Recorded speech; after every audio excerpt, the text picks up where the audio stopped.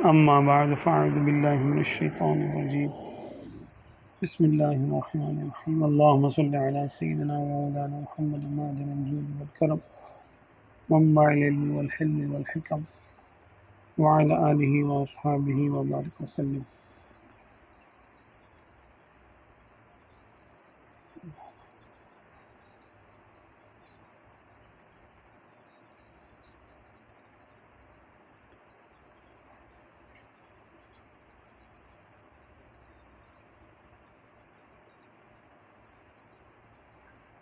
Rabbi इश्रह ली सदरी वयस्सिर ली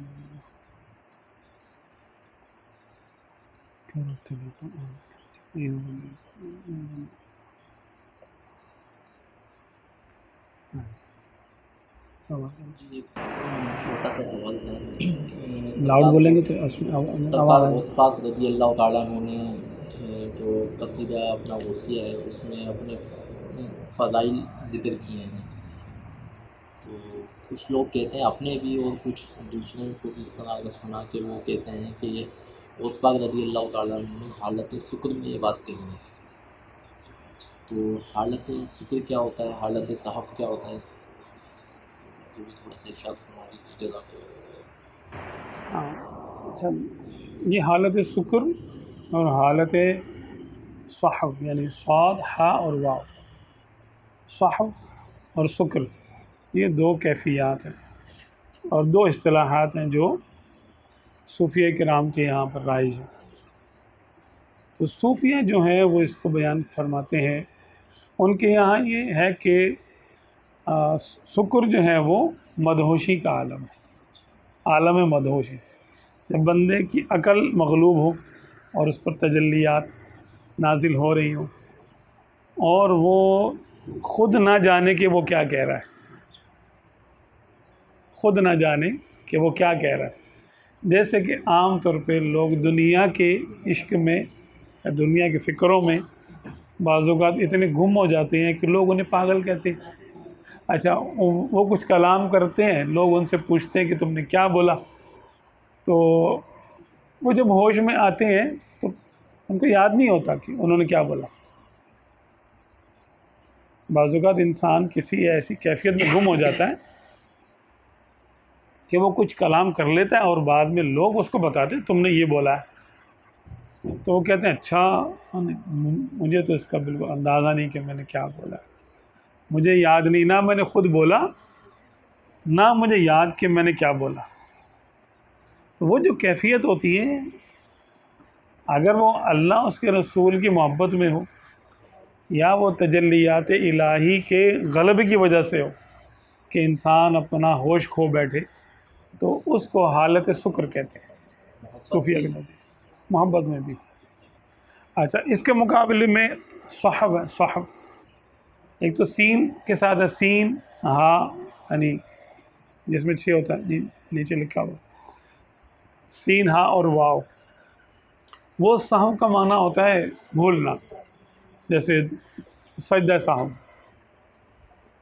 तो वो सीन के साथ है। सजदा साहब यानी भूल के सजदा, अगर कोई वाजिब भूल जाए, इंसान नमाज का वाजिब भूल जाए तो उसको हुक्म है कि वो सजदा साहब कर ले। ये सौद के साथ है साहब। साहब का माना होता है होश। तो जो जो सालिक होश में होता है वो ज़ाहिर सी बात है शरीयत पे भी चलेगा और उसके तकाज़े भी पूरे करने की कोशिश करेगा, ठीक है, तो वो हालत साहब में। और जो गलबा इश्क या तजल्लियात की वजह से मगलूब हो गया, उसकी अकल ने काम करना छोड़ दिया, अब उसने जो कलाम किया तो उसको कहते हैं मरफूल कलम। जैसे दुनियावी मामलात में पागल की बात का एतबार नहीं होता और उसको उसके जुर्म का कोई सज़ा नहीं हम रखते। इवन ये कि अगर पागल अपनी बेगम को पागल पन्ने के आलम में तलाक दे दे तो उसकी तलाक वैलिड नहीं होगी, मानी नहीं जाएगी। वो किसी को अच्छा बोले, किसी को बुरा बोले, गाली दे दे, अपने पागलपन में कुछ भी कर दे, उसका कानूनी तौर पर कोई एतबार नहीं होगा क्योंकि वो पागल है। और उसको दुनिया वाले भी उसको मरफूल कलम कहते हैं, कि भाई इसकी जो है ना वो किसी बात का ये खुद जिम्मेदार नहीं है, ये अपनी बात का जिम्मेदार खुद नहीं है, क्योंकि इसको अकल ही नहीं है कि ये क्या कह रहा है। तो इसी तरह तजल्लियात इलाही से भी अगर कोई बंदा जो है वो मगलूब हो जाता है और उसकी अकल काम करना छोड़ देती है, फिर उन तजल्लियात के दबाव की वजह से, उनके फैज़ान की वजह से और उनके जरियान की वजह से वो जो कलाम करता है वो मिन जानिबिल्लाह शुमार होता है, क्योंकि वो आम लोगों की तरह पागल नहीं है, वो ज़िक्र करते करते करते इस मकाम तक आया। अब उसकी जो कैफियत होती है, बुज़ुर्ग फरमाते हैं कि जब मूसा अलैहिस्सलाम जब आप आग लेने के लिए गए जंगल में और एक पहाड़ पे चढ़े, तो जब अल्लाह तबारक व तआला ने उनको नबूवत की वही फरमाई, तो वो एक झाड़ था, एक पेड़ था, झाड़ी थी एक, ठीक है, और उस पेड़ में से नूर जो है वो निकल रहा था और आवाज़ आ रही थी, इन्नी अनल्लाहु रब्बुल आलमीन, ऐ मूसा मैं तुम्हारा रब हूँ, मैं आलमीन का रब हूँ। इस तरह भी है, फ़ख़्लअन अलैक इन्नका बिलवादिल मुक़द्दसी तुवा, अपनी चप्पल उतार दो क्योंकि तुम मुक़द्दस वादी तुवा में आ चुके हो। तो आपने देखा तो बज़ाहिर वो आवाज़ आ रही थी दरख्त में से, लेकिन रब ताला ने उस दरख्त को मुंतखब फरमाया और उस पर तजल्लियात अपनी नाजिल फरमाई और उसको ज़रिया बनाकर मूसा अलैहिस्सलाम से कलाम फरमाया। तो वो दरख्त खुदा नहीं था, बल्कि वो तजल्लियात की जगह थी, आईना था तजल्लियात का, वो तजल्ली गाह था, यूँ कह लें आप, तजल्ली गाह था। जैसे जनाज गाह होती है जहाँ पे जनाजा पढ़ा जाता है, ईद गाह होती है जहाँ पे ईद पढ़ी जाती है, तो तजल्ली गाह का माना होता है जहाँ पर तजल्ली हो। तो अल्लाह तबारक व तआला के जो नेक बंदे होते हैं, जब वो एक ख़ास मकाम पर आते हैं और ख़ास रूहानियत उन पर तारी होती है, तो वो उनकी अपनी नफ्स की हैसियत ख़त्म हो जाती है, बल्कि वो जिसकी तजल्ली होती है फिर वो उनकी ज़बान से कलाम करता है। जैसे रब ताला ने पौधे के ज़रिए कलाम फरमाया, सना मक्की के ज़रिए कलाम फरमाया, ठीक है ना। तो अब वो तो मालिक है, जिसके ज़रिए चाहे कलाम करे, दरख्त के ज़रिए करे, इंसान के ज़रिए करे, फरिश्ते के ज़रिए करे, जिसके ज़रिए चाहे कर ले वो कलाम।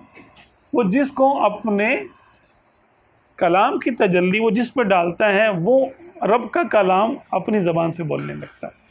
इसकी भी एक लॉजिक है, इसकी एक वजह है। सना मक्की का था।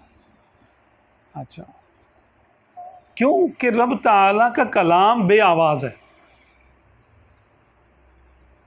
रब ताला का कलाम बे आवाज़ है। अब क्योंकि कलाम उसकी सिफत है और जैसे उसकी ज़ात बेमिसाल है, ऐसे ही उसकी तमाम सिफ़ात बेमिसाल है, तो उसका कलाम भी बेमिसाल है। हम ये नहीं कह सकते कि जैसे कि हम यूँ कलाम करते हैं तो अल्लाह ताला भी वैसे कलाम करता है, नहीं, उसका कलाम किसी के कलाम की तरह नहीं और किसी का कलाम उसके कलाम की तरह नहीं। जैसे किसी की ज़ात उसकी ज़ात की तरह नहीं, इसी तरह किसी की सिफ़ात भी उसकी सिफ़ात की तरह नहीं। हम आवाज़ के ज़रिए कलाम करते हैं, ठीक है। और खला में तो कोई आवाज़ ही नहीं है, आसमानों पर कौन सी हवा है? क्योंकि जो साइंस लोग जानते हैं वो समझते हैं, जानते हैं कि भाई खला जो है वो साकिन है, यानी साकित है, यूँ या सामित है, खामोश है, सुकूत है, वहाँ पर आवाज़ नहीं, वहाँ पर कुछ। क्यों कि आवाज़ कहते हैं एक चीज़ के दूसरे चीज़ से टकराने पर जो हवा में तमव्वुज और जो लहरें पैदा होती हैं, इसको आवाज़ कहते हैं। आवाज़ जब वो किसको कहते हैं कि जब दो चीज़ें आपस में टकराती हैं और वहाँ से हवा निकलती है तो उसकी यानी कुछ लहरें होती हैं, वो कुछ एक फ्रिक्वेंसी में वो चलती हैं, उसकी कुछ वेलोसिटी होती है और उसको लहरों के तमव्वुज को आवाज़ कहते हैं। ठीक है, ये साइंस भी यही बात जो ना मानती है। अब जहाँ पर खला में हवा ही नहीं है तो वहाँ पर आवाज़ कैसे होगी? ज़मीन के नीचे एक ज़मीन, दूसरी ज़मीन, तीसरी ज़मीन, वहाँ पर इस तरह का सिस्टम नहीं है हवा का। हवा हो या और कोई ज़रिया हो, मतलब कोई ज़रिया होना चाहिए जिसमें आवाज़ जो है वो ट्रैवल करे। ठोस में भी ट्रैवल करती है, पानी में भी ट्रैवल करती है आवाज़, लेकिन कोई मीडियम होना चाहिए कोई। अब खला में कोई मीडियम नहीं है तो फिर फरिश्ते आपस में कैसे कलाम करते हैं? फरिश्ता दूसरे फरिश्ते से कलाम करता है तो कैसे कलाम करता है? उससे बात करता है तो कैसे बात करता है?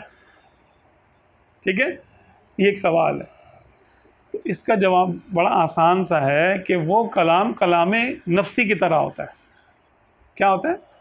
कलाम नफ्सी, यानी जो हमारा दिल और दिमाग आपस में बात कर रहे होते हैं तो क्या होता है? वो कोई आवाज़ होती है? हाँ, अच्छा, जिस ज़बान में हम शैतान से बात करते हैं, शैतान हमसे बात करता है। शैतान हमसे बातें करता है ना, वसवसा डालता है।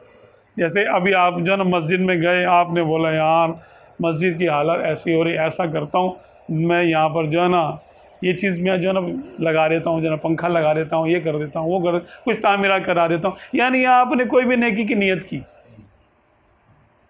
10 लाख रुपए खर्च करने का आपने सोचा। अब शैतान को अल्लाह ताला ने ये कुदरत दी है कि वो दिल की बात जान ले।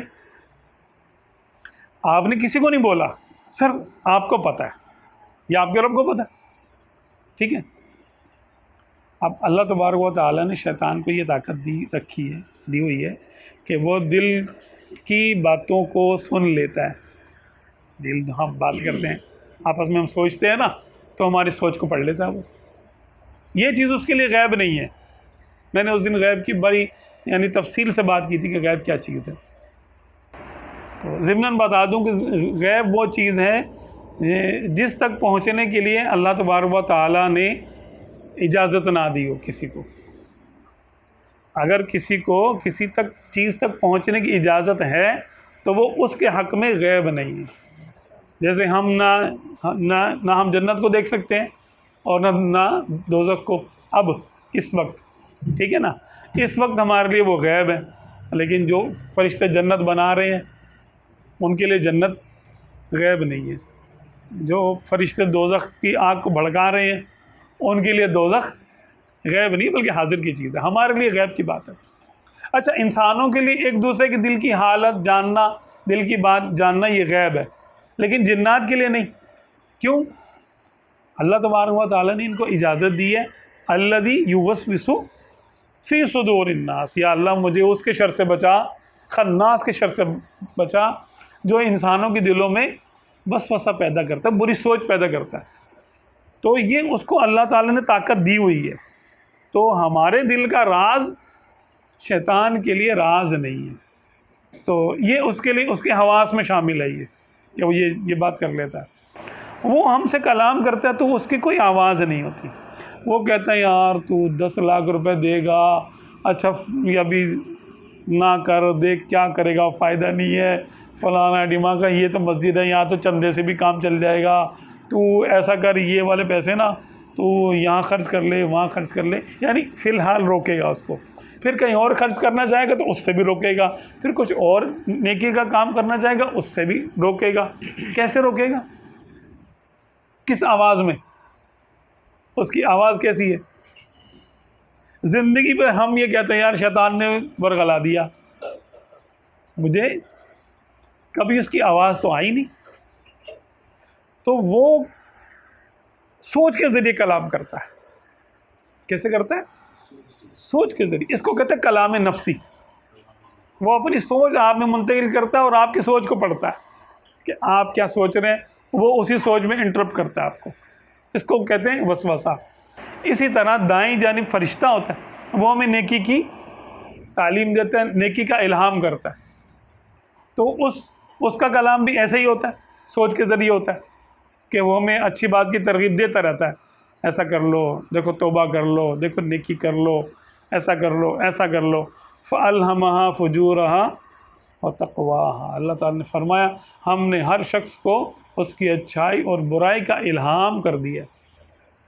हम इल्हाम करते हैं, तो अल्लाह तबारक व तआला का इल्हाम भी हमें समझ में नहीं आता, कोई आवाज़ नहीं आती उसकी। तो इल्हाम क्या होता है? बग़ैर आवाज़ के पैगाम। तो फरिश्ते जब कलाम करते हैं आपस में तो बग़ैर आवाज़ के करते हैं, उनका कलाम इल्हामी होता है, वो एक दूसरे को इल्हाम करते हैं।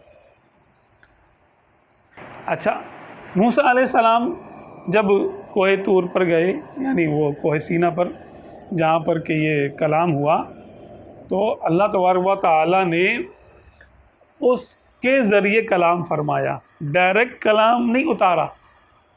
सीने अक़दस में कुछ कलाम नहीं नाजिल किया, बल्कि आपने देखा कि एक आग सी जल रही है, जाके देखा तो वहाँ तो नूर निकल रहा था, उसमें से पेड़ में से नूर ही नूर था और उसमें से आवाज़ आ रही थी। अब वो आवाज़ कैसी थी? वो किसी की मुशाबे नहीं थी। हम उसको आवाज़ में यूँ कह सकते हैं कि हमारे पास कुछ और लफ्ज़ नहीं है कि अब क्या बोलें उसको, बेमिसाल आवाज़ थी वो।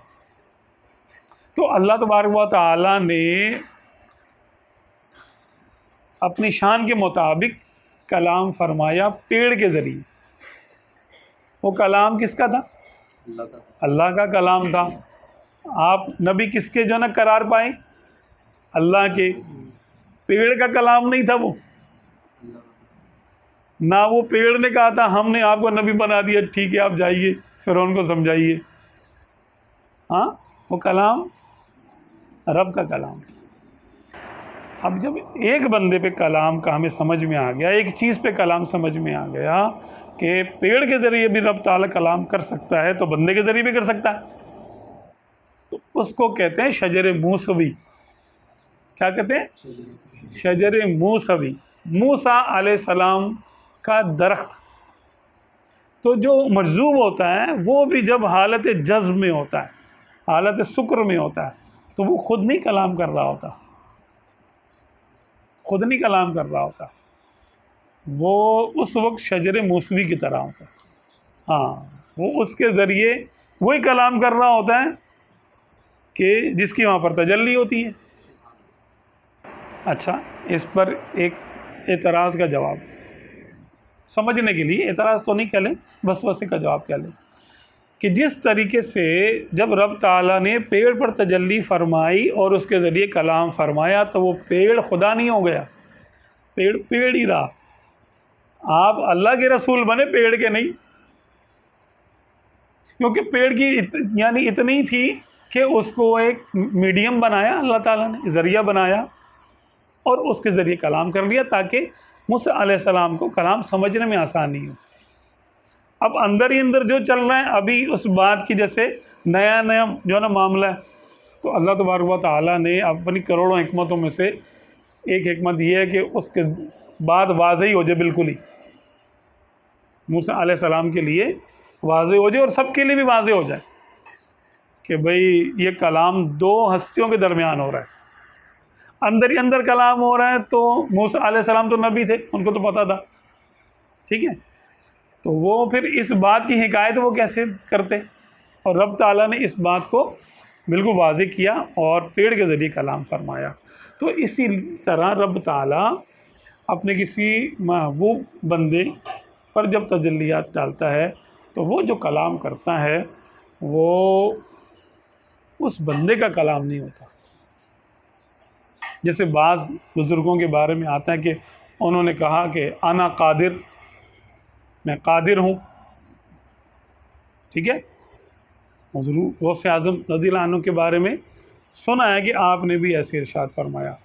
तो जब आप होश में आए तो लोगों ने बोला कि हज़रत ये आप कह रहे थे अना कादिर, आपने कहा नहीं मैंने तो नहीं कहा। जिसने कहा उसी ने कहा, जो कादिर है उसी ने कहा मैं अब्दुल कादिर हूँ, मैं कादिर का बंदा हूँ।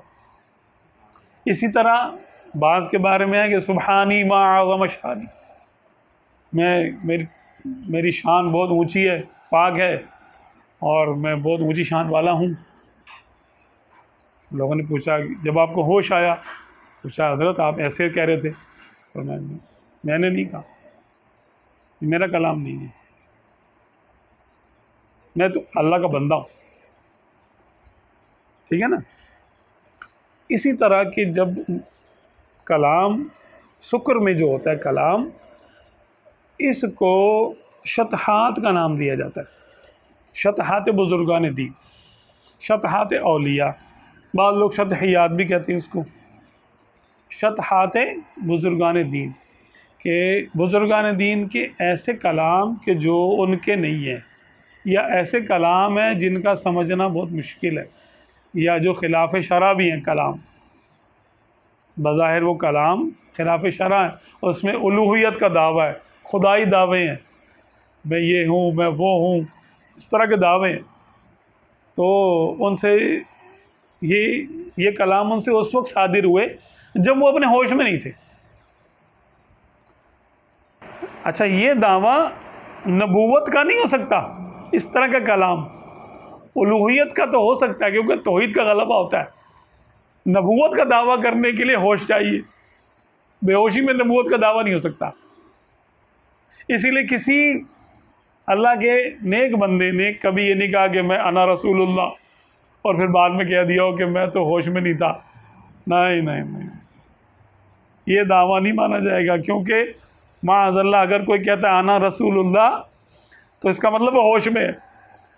अल्लाह ये कब फरमाएगा मैं रसूलुल्लाह हूँ? भाई अल्लाह की तजल्ली हो रही है ना, तो अल्लाह की तजल्ली होगी तो अल्लाह ताला फरमाएगा अना अल्लाह रब्बुल आलमीन, अना कादिर, सुबहानी मा आज़म शानी। ठीक है, ला इलाहा इल्ला अना, ऐसा कहेगा ना, वो फरमाएगा कि मेरे सिवा कोई माबूद नहीं, तो अपनी शान बयान करेगा ना, वो ये नहीं करेगा। गलबा तौहीद में बंदा ये नहीं कहेगा कि अना रसूलुल्लाह, नहीं नहीं। इसीलिए शरीयत सारे झूठों को तोड़ लेती है। इसीलिए जब कोई कहता अना रसूलुल्लाह, ठीक है, तो वो फिर हालत शुक्र में नहीं कह सकता, वो पता चलेगा कि ये होश में। और जाहिर सी बात है आका दो आलम सल्लल्लाहु अलैहि वसल्लम के बाद नबूवत का मामला ही नहीं है ना, यानी जो ने किसी ने कहा और जो कह रहा है वो झूठा है। ठीक है, इस तरह का मामला है। नबूवत का दावा शुक्र में नहीं हो सकता। ठीक है, हाँ, तौहीद का जो मामला है वो उसमें शुक्र बाकी हो जाता है। तो हुजूर गौसे आज़म रज़ियल्लाहु अन्हु ने जो आपने कलाम फरमाया वो हालत शुक्र में था। इसमें आपने बहुत शान बयान फरमाई, अपनी भी शान बयान की। तो वो ऐसा है कि वो आपको मिनजान बिल्ला, उसका यानी आपका अपने ऊपर काबू नहीं था कि जो आप अपनी शान बयान कर रहे थे। ये भी होता है कि बंदा जब शुक्र में आता है तो वो उलूहियत की तो बातें करता ही है, बाज़ औक़ात वो अपने ऐसे ऐसे मकामात बयान कर देता है जो वैसे होश में होगा तो आजिज़ी की वजह से नहीं करेगा, ऐसा भी होता है। आला हज़रत का एक शेर है, इस पे फरमाते हैं कि शुक्र के जोश में जो हैं वो तुझे क्या जाने, खिज़्र के होश से पूछिए कोई रुतबा तेरा। गौसे आज़म रज़ियल्लाहु अन्हु के बारे में अकीदत की बात, यानी हुज़ूर गौसे आज़म रज़ियल्लाहु तआला अन्हु की शान है यहाँ पर बयान फरमाते, यानी सैयदी आला हज़रत रज़ियल्लाहु तआला अन्हु कि जो लोग शुक्र के जोश में हैं, अब जोश में होश नहीं होता, वो तुझे क्या जाने, यानी या गौसे आज़म आपका जो मर्तबा है, जब सालिक का होश खो जाता है, तो वो तो फिर अल्लाह ही जाने कि वो क्या क्या बातें कर रहा होता है, वो आपका मर्तबा थोड़ी तलाश कर सकता है। उस वक्त तो उसको अपना भी होश नहीं होता, उस वक्त बंदे को अपना भी होश नहीं होता। तो ऐसा क्योंकि आपने क्यों इरशाद फरमाया कि बाज़ औक़ात ऐसा होता है कि सालिक पर जब तजल्ली आती है तो वो अपने आप को बुलंद मकामात में देखता है। इसको आला हज़रत रहमतुल्लाह अलैह ने समझाया भी है। जैसे मिसाल दी आपने, फरमाया कि जैसे कि कोई एक शख्स है, बादशाह का दरबार सजा हुआ है, बादशाह के दाएं बाएं जो है ना वज़रा बैठे हुए हैं, और यानी कुर्सियों पे, बादशाह तख्त पे, वज़ीर कुर्सियों पर हैं, थोड़े फासले पे वज़ीर कुर्सियों पर है, और इसके बाद जो है वो छोटी कुर्सियां हैं यानी कम कीमती, उनमें ऑफिसर बैठे हुए हैं, ब्यूरोक्रेसी के लोग बैठे हुए हैं, फ़ौज के अफसर बैठे हुए हैं, और उसके बाद थोड़ा और आगे जाएं तो दूर जाकर शहर के बड़े बड़े अमीर लोग बैठे हुए हैं। ठीक है, गरीबों का तो वहाँ काम ही नहीं है। दूर जो दरवाज़ा है महल का, आखिरी दरवाज़ा, वहाँ पर चौकीदार भी है। अब महल के चौकीदार है वो। अगर कोई शख्स बादशाह से मुलाकात के लिए आए, उसको बादशाह बुलाए, आओ भाई हमसे मुलाकात कर, तो वो अपने आप को देखेगा कि यार मैं मुलाकात के लिए जा रहा हूँ बादशाह से। हाँ, तो सबसे पहले वो चौकीदार के मकाम से गुजरेगा, तो वो देखेगा चौकीदार तो पीछे रह गया, चौकीदार थोड़ी कर रहा मुलाकात, मैं कर रहा हूँ। वो अपने आप में फूले नहीं समा रहा कि मैं चौकीदार के मकाम से आगे बढ़ गया। आगे जो है ना गया तो आगे शहर के अमीर लोगों की कुर्सियाँ थी, वो दाएं बाएं देख रहा, ये भी बैठे हुए, मैं आगे जा रहा हूँ। ठीक है, तो वो उसको ये ख्याल हो कि भाई मैं इनके मकाम से भी आगे मेरा मकाम है। हालांकि मकाम के लिए नहीं जा रहा, वो तो अभी मुलाकात के लिए जा रहा है। क्या बातचीत होगी वो तो बाद में पता चलेगा। तो वो दिल में कहता है हाँ अमीर लोग तो पीछे रह गए, मैं आगे जा रहा हूँ।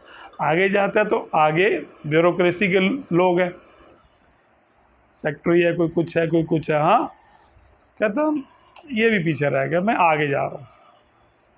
आगे जाता है, फौज के ऑफिसर हैं, सिपह सालार हैं, कहता ये भी पीछे रह गया, मैं आगे जा रहा हूँ। उससे आगे जाता है तो वज़ीर बैठे होते हैं, वज़रा, इससे भी आगे। फिर आगे जाता है तो वज़ीर आज़म भी होता है, उससे भी आगे चला जाता है। वो सीधा बादशाह के सामने जाके वो खड़ा होता है।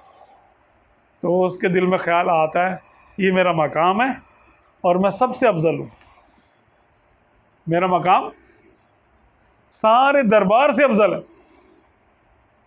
तो बस जो हालत जज्ब में होता है ना, वली जब जाता है रब से मुलाकात करता है तो वो सब के मकामात से जो ना गुजरता हुआ जाता है, आगे चलता जाता है, क्योंकि रब से मुलाकात कर रहा है ना वो।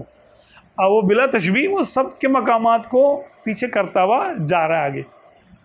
हालांकि वो लोग तो अपने मकाम को हासिल करके बैठे हुए हैं, अभी इसको कोई मकाम नहीं हासिल हुआ। ये जा रहा है, जाके बातचीत की, बादशाह ने पूछा भाई तुम्हारा नाम क्या है, तुम्हारा काम क्या है, अच्छा क्या करते हो, ठीक है हमें तुम्हारी फलां बात बड़ी पसंद आई थी, तो हमने बोला चलो तुमको बात है ना, यानी जो बुलाते हैं बातचीत करते हैं। अब तुम यूँ करो कि बाहर जो है ना, महल के बाहर देखो वहाँ पर एक शामियाना है, शामियाने के नीचे जो है ना तुम खड़े रहा करो तलवार लेकर, और जो ना आने जाने वालों की चेकिंग किया करो। अब इसको रुतबा अता हुआ, रुतबा कहाँ अता हुआ, कहाँ का, महल के बाहर। इसका मकाम क्या हुआ, महल के बाहर। लेकिन दौरान बातचीत, क्योंकि ये हालत उरूज में है, क्या है, हालत उरूज में है। ये उरूज में तो ये कि मेरे साथ मेरे जैसा कौन है, वो भी मेरे मकाम से पीछे, वो मेरे मकाम के पीछे, वो भी मेरे मकाम के पीछे, मैं सबसे आगे हूँ, मेरे आगे कोई नहीं है। तो वो रब की बारगाह में आ गया। तो फिर उसने बोला कि बाज ने कहा ना कि मेरा तो वो मकाम है, हुज़ूर गौस पाक रज़ियल्लाहु तआला अन्हु इमाम शाज़िली का जो ना ये कौल है, किताबों में आता है। अब वो तो बहुत ही बड़े हैं, हम तो अदब के साथ अर्ज़ करते हैं। उनका ये कौल है कि हुज़ूर गौसे आज़म रज़ियल्लाहु अन्हु तो 2 दरियाओं से पिया करते थे। वहदत, शराब वहदत 2 दरियाओं से पीते थे। फ़कीर 10 दरियाओं से पीता है। तो गोया आपने ये बात इरशाद फरमाई। ये उसी हालत में इसको मामूल करते हैं कि जब वो किसी कैफियत में थे और उनको कुर्ब अता हुआ था और उरूज में थे वो। इसी तरह और भी बुज़ुर्ग हुए, उन्होंने कह दिया कि फ़लाँ मेरा मकाम है। बुज़ुर्ग गौसे आज़म रज़ियल्लाहु अन्हु से भी किसी ने अपने आप को ज़्यादा करार दे दी, तो आला हज़रत ने उनकी कैफियत बयान की है कि ये बात उन्होंने शुक्र के आलम में कही है। जब होश में तब माना जाएगा उनको जब वो अपने मकाम पे आके बैठेंगे। अब मालूम नहीं उनका मकाम कौन सा होगा। कुर्सी नंबर 2 पे बैठेंगे, 10 पे बैठेंगे, 100 पे बैठेंगे या खड़े होंगे, क्योंकि हर कोई बैठता भी नहीं बादशाह के दरबार में। खड़े होने वाले भी होते हैं, पहुंचा देने वाले भी तो वहीं होंगे ना। हाँ, झाड़ू देने वाले भी महल में ही होंगे, वो भी बड़े आलीशान होंगे दूसरों के लिए। अरे बादशाह के दरबार का वो है, माली है ये। बादशाह का जो बाग है ना उसका माली है, पौधे वौधे लगाता है। और वो भी सबको बोलेगा भाई कोई काम हो तो बताना बादशाह से, मैं तुम्हें करा दूंगा। क्योंकि ये जाएगा, जाके जो ना फूलों का बोलेगा गुलदस्ता और कहेगा ये जो ना मलके आलिया को देना मुझे। मलके आलिया को फूल बड़े पसंद है, और जाके देगा मलके आलिया ये आप लीजिए। वो बोलेंगे अरे हाँ बड़ी अच्छी खुशबू है, मेहनत करते हो जी। वो बस छोटा सा एक फ़कीर पर एक मेहरबानी कर दे। क्या मेहरबानी कर दे, वो अपना काम बोलेगा। मलका ने वो बात करनी है फुर्सत में बादशाह से, और बादशाह ने वो बात करनी है फिर मुतल्लिका बंदे से। तो वो है माली, लेकिन ताल्लुकात है ना उसके, तो कहाँ तक जाएगा वो? बादशाह तक चला जाएगा। मालियों का बादशाह है वो, बाहर के जो माली है उनका बादशाह है वो, क्योंकि बादशाह का माली है। ठीक है ना। तो इसी तरीके से ये जो कलाम जब होता है, जब बंदा महल में आता है ना, वहदत के महल में आता है, तो उस पर एक नशा सुरूर तारी हो जाता है। अपने आप में नहीं रहता वो कहता हाँ मैं फ़लाँ से भी ऊपर हूँ, मैं फ़लाँ से भी ऊपर हूँ, मैं फ़लाँ से भी ऊपर। आगे जाता है ऊपर चल के जब वो आखिर में जाता है तो बाज़ों का तो वो दावा उलूहियत भी कर देता है कि वो गुम हो जाता है ना पहरे तौहीद में, और अपनी अकल उसकी काम ही नहीं करती। अनल हक भी कहने लगता है वो, ऐसा भी हो जाता है। तो अगर हालत शुक्र में है तो माफ़ है, क्योंकि उसको अपना होश नहीं है, तो वो किसी और का मर्तबा क्या पहचानेगा। शेर क्या है? शुक्र के जोश में जो है, हाँ, तुझे क्या जाने, वो तुझे क्या जाने, वो तुझे क्या जाने। या गौस के जो शुक्र के जोश में है वो तुझे क्या जाने। खिज़र के होश से पूछे कोई रुतबा तेरा, खिज़र के होश से पूछे कोई रुतबा तेरा। खिज़र अलैहिस्सलाम या जो वक्त का खिज़र होता है, यानी एक ओहदा है, यानी औलिया अल्लाह का, कि जो उस ओहदे का नाम खिज़र है। एक तो अल्लाह के नबी हैं खिज़र अलैहिस्सलाम, वो अलग है मामला। एक ओहदे का नाम भी खिज़र है। उस ओहदे पे जो भी आ जाए उसको वक्त का खिज़र कहते हैं। खिज़र वक्त होता है वो, जिस तरह इमाम वक्त होता है। ठीक है ना। खिज़र के होश से पूछे कोई रुतबा तेरा, कि जो खिज़र है ना, जो बहुत सारे वलियों के सरदार हैं, उनसे कोई पूछे कि गौसे पाक का मकाम कहाँ है, तो वो बताएंगे कि अरे भाई वो तो फ़लाँ कुर्सी पे बैठे और तुम खाली एक दफ़ा मिलने के लिए गए, वो तो बैठते ही यहाँ पर है, वो तो दरबार के अंदर उनका मकाम है। ये जाना मामला। तो इससे औलिया अल्लाह की यानी आपने कुछ राज खोला है कि जोश क्या होता है, हो शुक्र क्या होता है, साहब क्या होता है। तो इसको यानी सूफिया तो इसको जानते हैं, समझते हैं ये मामला क्या है। तो इससे हमें बहुत सारी चीज़ें सीखने को भी मिलती हैं कि बाज़ औक़ात हमारे सामने किताबों में कुछ इस तरह के दावा आ जाते हैं, दावी, कि बुज़ुर्गों ने ये कह दिया, हम कहते हैं यार ये पता नहीं क्या कह दिया। तो ये उनकी कैफियत को ज़ाहिर कर रहा होता है वो कलाम। अब कातिब ने लिख दिया, कातिब ने यानी कैफियत का बयान नहीं किया और उसने सिर्फ हिकायत लिख दी हमारे सामने।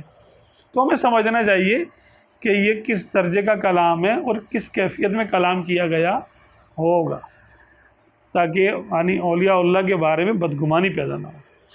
उलूहियत के बारे में हो सकता है, वही मैंने बताया, नबूवत के बारे में नहीं होगा कभी भी। कोई ये नहीं कहेगा अना रसूलुल्लाह, ये तो कुफ्र खालिस है। अगर कोई गैर नबी कह दे ऐसा तो ये कुफ्र खालिस है, ठीक है ना। जिस तरीके से अभी आपने फरमाया कि अल्लाह पाक कलाम फरमाता है किसी बंदे के ज़रिए भी, और आपने काफ़ी दलाइल से इसको वाज़ेह किया, तो क्या अल्लाह पाक किसी बंदे पर अपने तजल्ली भी फरमाता है? जैसे शब कदर में, आज माशाल्लाह शब कदर है, ये मतलब बड़ी रात है, बड़ी और रात। हज़रत उबई बिन काब रज़ियल्लाहु ताला अन्हु के नज़दीक यही शब कदर है। तो अल्लाह पाक आसमान दुनिया पे तजल्ली फरमाता है, तो क्या इस रात में या और भी किसी वक्त में किसी अपने ख़ास बंदे पर भी वो तजल्ली फरमा सकता है? हाँ, तजल्ली की तो देखें अक़साम हैं। अल्लाह तबारक व तआला की तजल्लियात हर वक्त अपनी मखलूक पे होती रहती हैं। हाँ, उसके सिफ़ात की तजल्ली है ना, जैसे वो हय्य व क़य्यूम है, क्या ज़िंदा है, हई माना ज़िंदा और क़य्यूम माना कायम रखने वाला, कायम होने वाला और कायम रखने वाला। तो देखिए हम भी ज़िंदा हैं, और जब तक ज़िंदा है यहाँ पर तो कायम भी है, ठीक है। तो हम पर हय्य व क़य्यूम होने की तजल्ली है, हम अल्लाह के हय्य व क़य्यूम होने के मातहत ज़िंदा रह रहे हैं और कायम हैं, ठीक है। वो असल में हय्य व क़य्यूम है और हम जो हैं ज़िंदा हैं उसके ज़िंदा रखने से, और कायम है उसकी क़य्यूमियत की तजल्ली से। तो क़य्यूमियत की तजल्ली पूरी कायनात पे है जब तक कि ये क़याम है। जब तक क़य्यूमियत की तजल्ली है इसका क़याम है। किसी भी चीज़ के यानी क़याम से ये पता चलता है कि उस पर कौन सी तजल्ली हो रही है।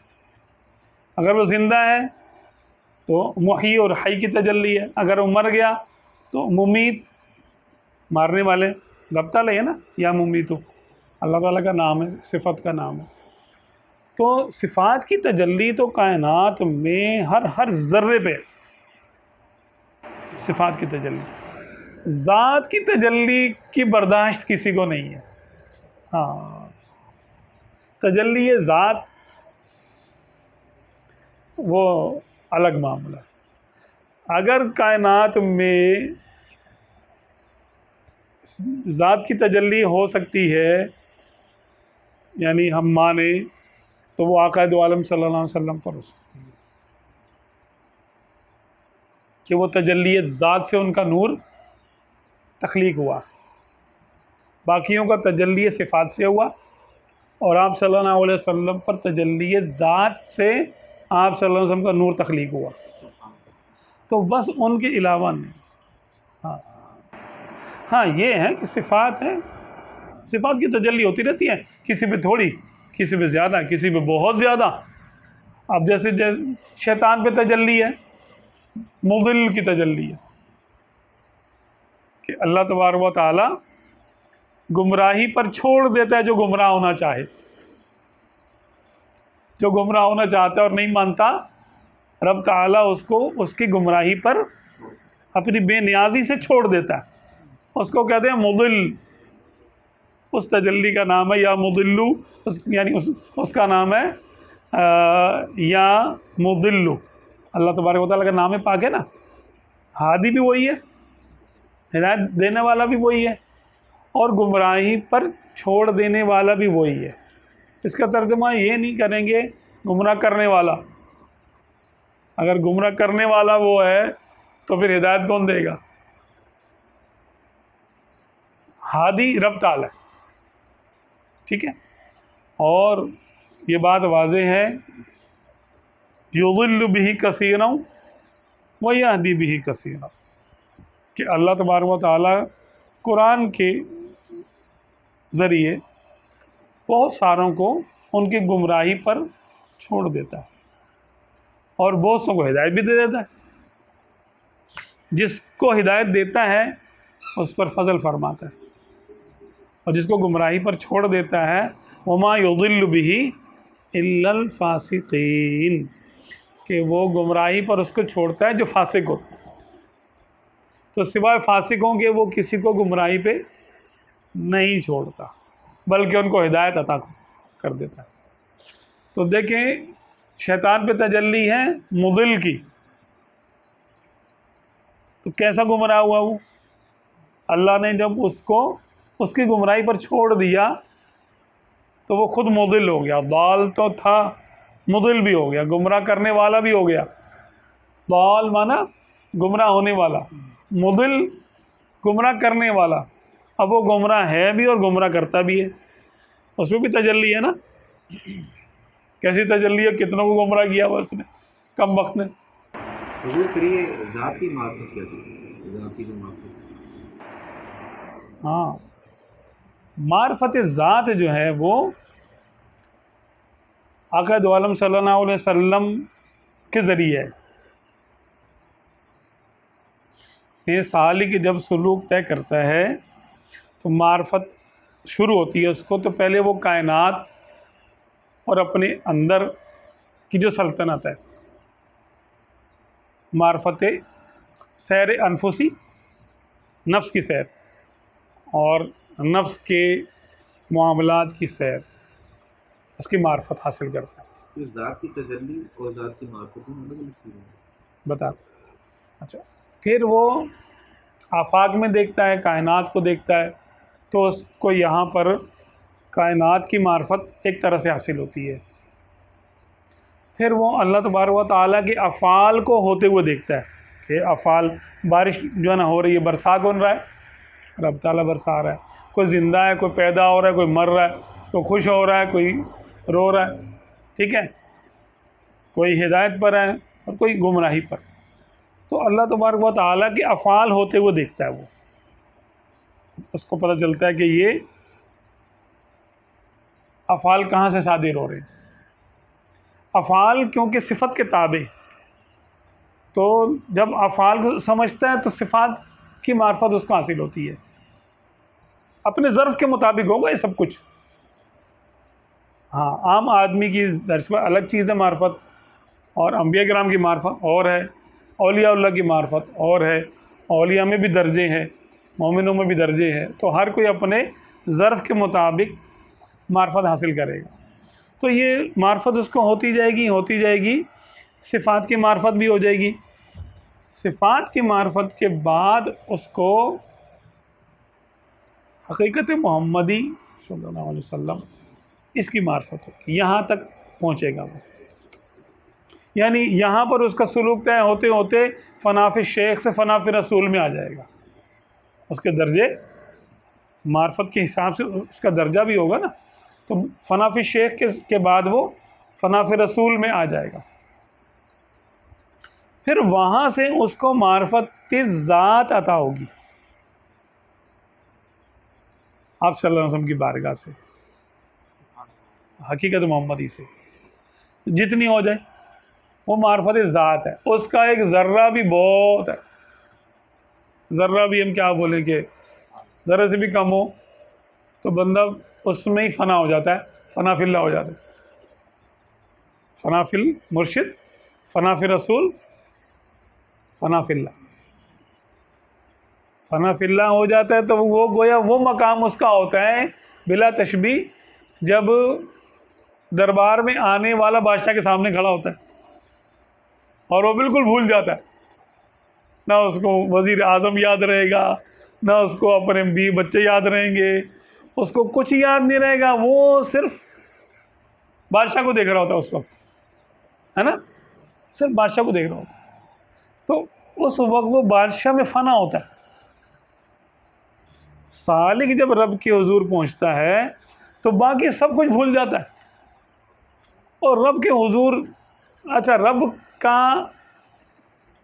रब के दरबार तक उसको जो खिड़की खुल रही है वो हकीकत मोहम्मदी के ज़रिए खुल रही है, दीदार की खिड़की जो खुल रही है। तो जितना उसको उसके लिए काबिल बर्दाश्त होता है, आप सल्लल्लाहु अलैहि वसल्लम जानते हैं कि किस सालिक को कितना दीदार और कितनी मार्फत अता करनी है। तो जो मार्फत अता होगी, जितनी मार्फत उसको होगी उतना ही दीदार अता होगा। जितनी मार्फत अता होगी उतना ही दीदार कर सकेगा। तो ये मार्फत आका सल्लल्लाहु अलैहि वसल्लम के दरबार से मिलती है। और फिर दीदार भी कल्ब की आंखों से, दीदार भी उसको उस आईने में ही होता है, उस विंडो से होता है जो यानी हकीकत मोहम्मद सल्लल्लाहु अलैहि वसल्लम के ज़रिए उसके लिए खुलती है। और वो एक गोया खिड़की में से झांक के देखता है। विंडो कह लें आप, आईना कह लें कि वो आईने में देखता है। तो हकीकत मोहम्मदी के आईने में उसको रब ताला की ज़ात की तजल्ली होती है, जितनी वो काबिल बर्दाश्त उसके लिए हो। इसीलिए आप सल्लल्लाहु अलैहि वसल्लम को बरज़ख कहा जाता है, बरज़ख कुबरा यानी पर्दा। अगर आप सल्लल्लाहु अलैहि वसल्लम की ज़ात मुबारक को मखलूक और खालिक के दरमियान से हटा लिया जाए तो मखलूक फ़ना हो जाए, मखलूक फ़ना हो जाए। क्योंकि रब ताला की ज़ात में जलवे हैं जमाल के, जलाल के, कमाल के, उसकी सिफ़ात बेशुमार। अगर वो जलवा फरमाए और सब पर आश्कार हो जाए वो जलवा, तो कोई ताब नहीं ला सकता। ना उसके जमाल की कोई ताब ला सकता, ना उसके जलाल की कोई ताब ला सकता। रब ताला ने एक मखलूक ऐसी बनाई है, यानी अपने हबीब सल्लल्लाहु अलैहि वसल्लम का नूर ऐसा बनाया है कि जिसको ये कुव्वत और हिम्मत अता की है कि वो जमाल, जलाल और कमाल को बर्दाश्त करे और फिर मखलूक में वो तकसीम करे। जलाल, जमाल, कमाल, रब ताला की सिफ़ात को आगे तकसीम करे। तो वो आईना है।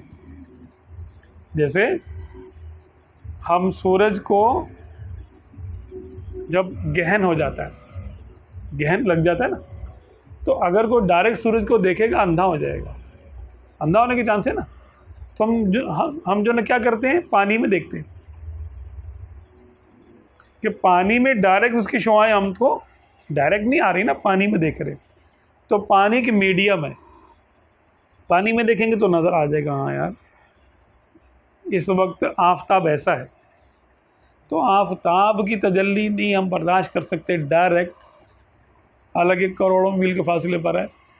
तो रब ताला के तजल्लियात को बेपर्दा कैसे देख सकते हैं? तो जिस पर्दे में देखते हैं वो पर्दा हकीकत मोहम्मदी का है सल्लल्लाहु अलैहि वसल्लम, ठीक है।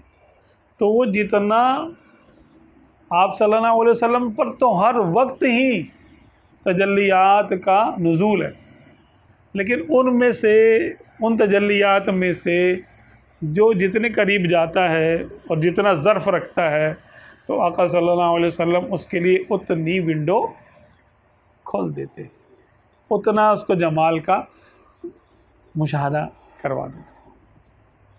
ये हमेशा के लिए कानून है, ये जन्नत में भी ऐसा ही होगा। बिला हाइल, बग़ैर बरज़ख़ मोहम्मदी सल्लल्लाहु अलैहि वसल्लम के बेहिजाब रब ताला को कोई नहीं देख सकता। ये किसी में ताब ही नहीं है, ना यहाँ पर, जन्नत में भी, ना वहाँ पर, जन्नत में भी इसी आएंगे। जन्नत में भी नहीं। आप यूँ समझ लें कि अगर एक बिला तशबीह आग है, आग, ठीक है, आग को आप हाथ लगा सकते, जलेगा हाथ, और आग की वीडियो बना लें, वीडियो को हाथ लगा लें, कुछ होगा? क्यों? है तो वो आग ही, आग की तजल्ली है ना। वीडियो ने आग की तजल्ली को कैमरे में कैद कर लिया। अब उसमें वो हिद्दत नहीं है, अब वो गर्मी नहीं है, वो आग, लेकिन वो आग की एक तजल्ली है। आग की तजल्ली में असल नहीं है कि वो आईना जो है, जो विंड स्क्रीन है, जो आपकी क्या एलईडी है आपकी, उसमें उस आग की तजल्ली कैद है, असल आग की, ठीक है ना। तो वो जो शख्स अंदर गया, उसने फायर सूट पहना हुआ था, जो कुछ भी था, वो तो तैयार हो के अपना पूरा हिसाब किताब से गया और उसने अंदर की वीडियो बनाई, आग के अंदर चला गया, उसकी वीडियो बना के लेके आ गया और उसने अपलोड कर दी। अब हम भी देख लेंगे, मसला नहीं है हमारे लिए। लेकिन अगर हम खुद जाएंगे बगैर किसी इंतज़ाम के तो जाहिर सी बात है जलेंगे। ऐसे ही मामला है ये कि ये मीडियम दर मीडियम है। एक मीडियम फनाफी शेख जो बंदा होता है वो फनाफी रसूल तक पहुंचता है। हम डायरेक्ट नहीं जा सकते, डायरेक्ट जाएंगे तो हमारे होश जाते रहेंगे। वो तो शेख के मीडियम में ही जा सकते हैं आगे। बिन मुर्शिद ने दे राह नहीं मिलता, वो है ना, बिल्कुल ये बात सही है कि सिलसिले का फैज़ होगा वो इसको बचा के लेके जाएगा, वरना आका सल्लल्लाहु अलैहि वसल्लम के जमाल की तजल्ली भी ना काबिल बर्दाश्त।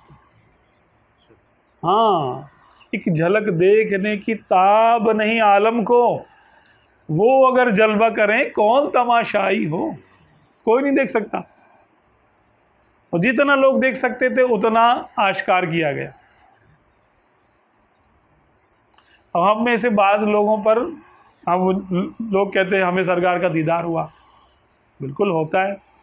मर्रानी फ़क़द रअल हक़्क़, इसने सरकार अलैहिस्सलातु वस्सलाम ने इरशाद फरमाया ना, मफ़हूम है कि जिसने मुझे देखा उसने मुझ ही को देखा। रअल हक़्क़, अरे भाई तो वो तेरा होश सलामत कैसे रहा? आका को देखने के बाद तू उठ गया, ना तू पागल हुआ ना मजनू हुआ, कुछ भी नहीं हुआ, उठा और वैसे ही खाना भी खा रहा है, कारोबार भी कर रहा है, सब कुछ, तुझे दुनिया भूली नहीं। क्यों कि वो किसी पर्दे में हुआ दीदार, ज़र्फ के मुताबिक हुआ, हमारी ताकत के मुताबिक दीदार कराया गया हमें। सहाबा किराम को उनकी ताकत के मुताबिक दीदार कराया गया। और जब इंसान आगे बढ़ता है, सुलूक में आगे चलता है, दीदार की कैफियत बदलती रहती है। हाँ, शुरू में वो देखता है कि यार मैं तो देखा था बिल्कुल आम से इंसानों की शक्ल सूरत में, लेकिन जब वो आगे जाता है, तजल्ली और बढ़ती है, तो फिर उसके शुआएं महसूस होना शुरू होती है।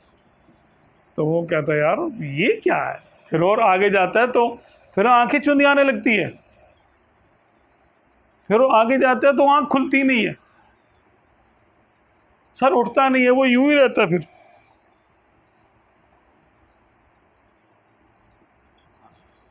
फिर नहीं देखा जाता उससे, दूर से देख लेगा। सहाबा किराम आका दो आलम सल्लल्लाहु अलैहि वसल्लम से एक सवाल पूछने के लिए फरमाते हैं हम 3-3, 4-4 साल इंतज़ार करते थे, हमसे बात नहीं होती थी। उनको मार्फत थी। हम कहते थे कि हम किसी बद्दू का इंतज़ार करते थे कि कोई आ जाए बद्दू दूर पार से, और जिसको सरकार की कोई मार्फत नहीं है वो आके बाज़ औक़ात ऐसे सवाल कर लेता था। हम कहते थे हाँ यार मैं भी यही पूछना चाह रहा था। अब वो आके जाना अपने स्टाइल में वो जो बातें करके चले जाते थे। उनको इतनी मार्फत नहीं थी जितनी करीब रहने वालों को थी। तो ये तो ऐसे बैठते थे कि जैसे कि हिलेंगे तो इनके सर पे कोई जो है परिंदा बैठा हुआ है उड़ जाएगा, और दूर से आने वाले हाथ से चीज़ें छीन लेते थे। ग़ज़वा हुनैन में जब आप सल्लल्लाहु अलैहि वसल्लम ने माले गनीमत तकसीम फरमाया तो सब कुछ दे दिया, गालिबन कुछ अरब और कुछ शायद कुछ खरब रुपए की चीज़ें थी, वो सुबह से शाम तक सब तकसीम फरमा दी। उस दिन हमने हिसाब लगाया था तो शायद खरबों में जा रही थी वो बात। एक दिन की ये सखावत है आप सल्लल्लाहु अलैहि वसल्लम। गले मुबारक में चादर थी, हाँ ये बाकी बच गई। तो एक बद्दू आया, उसने ऐसे करके खींची चादर, ये मुझे चाहिए। तो आप सल्लल्लाहु अलैहि वसल्लम के यहाँ पर सुर्ख निशान पड़ गए। फरमाए लोगों सब्र करो, तुम मुझे कंजूस नहीं पाओगे, है तो मैं दूंगा। उनका आलम क्या था, नज़र नहीं उठा सकते थे करीब के सहाबा, और दूर पार के बद्दू आते थे, वो इस तरह चीज़ें छीन के ले जाते थे। तो दोनों की मार्फत का फ़र्क, दोनों ने एक ही को देखा ना, लेकिन एक को नहीं देखा, हर एक ने अपने ज़र्फ़ के मुताबिक देखा। ख्वाब में भी ऐसे ही है, कोई दूर से देखता है तो वो देखता है आम आदमी की तरह, आप सल्लल्लाहु अलैहि वसल्लम को देख भी लेता है, नक्श भी उसको याद रह जाते हैं, उठ भी जाता है, और वो मजजूब भी नहीं होता, सारे काम भी उसके चलते रहते हैं, खाना भी खाएगा, गुनाह भी कर लेगा, उसके बाद सारे मामला तो उसके चलते रहेंगे, वही रहेंगे, कुछ नहीं होगा उसको। हालांकि हादी बरहक आज़म आप सल्लल्लाहु अलैहि वसल्लम को देखना तो कितनी सादत की बात है। तो चाहिए कि ये तो अब मरजूब हो जाए और दुनिया से किनारा कश हो जाए और सब कुछ छोड़ छाड़ दे और नेक हो जाए। थोड़ा बहुत फ़र्क उसमें आएगा, ये यानी ऐसा भी नहीं कि बिल्कुल नहीं आएगा, थोड़ा बहुत फ़र्क आएगा, लेकिन ऐसा नहीं कि मरजूब ही हो जाए।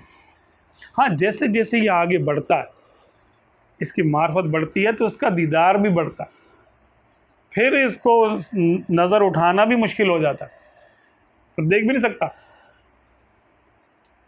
फिर कहेगा यार एक झलक देखने की ताब नहीं आलम को, वो अगर जलवा करें कौन तमाशाई हो। अब देखें ना, रब ताला के जलवे सब जगह है ना, हमें नज़र आते हैं, और जिनको नज़र आते हैं उनका क्या आलम होता है, मरजूब हो जाते। हाँ, तो जैसी मार्फत वैसा दीदार, और फिर वैसी तजल्ली, जितनी मार्फत होगी उतना ही दीदार होगा और वैसी ही तजल्ली होगी उसके लिए। क्या ये बंदा पहचान सकता है कि इसमें खुदा ने मुझसे बात की है? बिल्कुल ऐसा है, अगर वो साहिब सिलसिला है तो वो हक़ और बातिल को पहचान लेगा। बाज़ अगर शैतान भी आकर खुदाई दावा कर सकता है, और सालिकों के लिए बहुत होता है।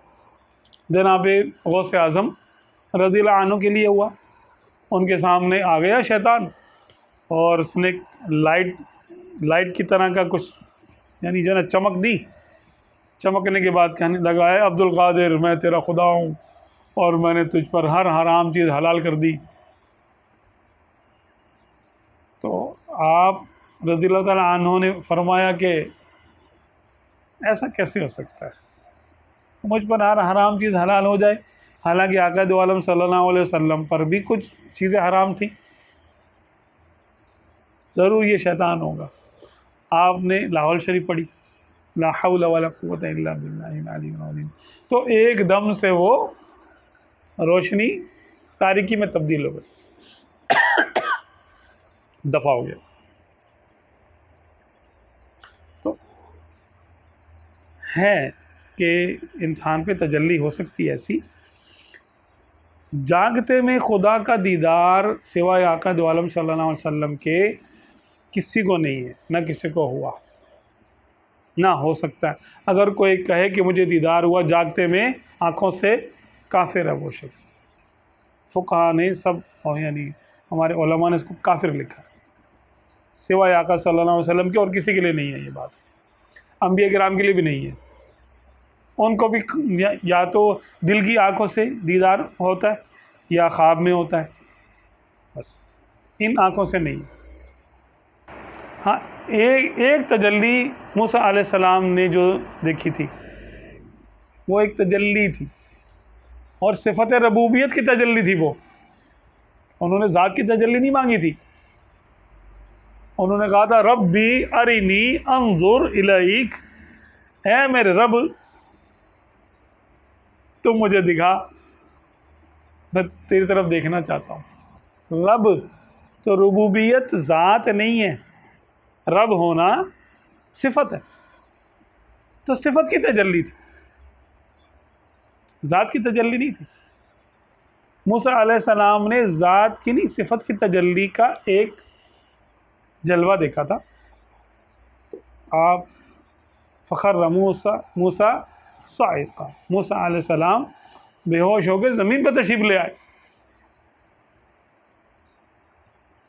और आक़ा दो आलम सल्लल्लाहु अलैहि वसल्लम के लिए क्या है, मा ज़ाग़ल बसर व मा ताग़ा, कि वो मेराज की रात जिस आँख ने हमें देखा, ना वो हद से बड़ी ना टेढ़ी हुई, ना चुंधियाई ना टेढ़ी हुई। यानी आक़ा सल्लल्लाहु अलैहि वसल्लम ने ज़ात की तजल्ली देखी,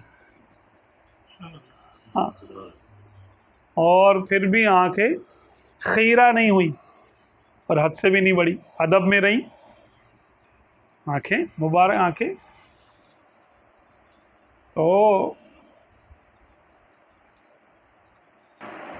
उन आँखों में जो जलवा बस गया था,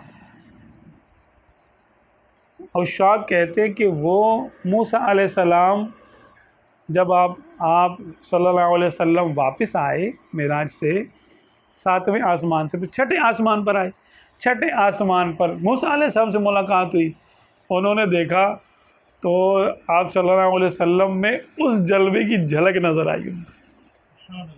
तो उन्होंने बहाने से पूछा क्या मिला, क्या बात हुई, तो वो किसको देख रहे थे, बोले किसको देखा, ये मूसा से पूछे कोई, आँख वालों की हिम्मत पे लाखों सलाम। मूसा अलैहिस्सलाम तो जानते थे ना, एक जलवा देखा था ना रबूबियत का, तो वो देख रहे थे कि ये जलवा तो कोई और है।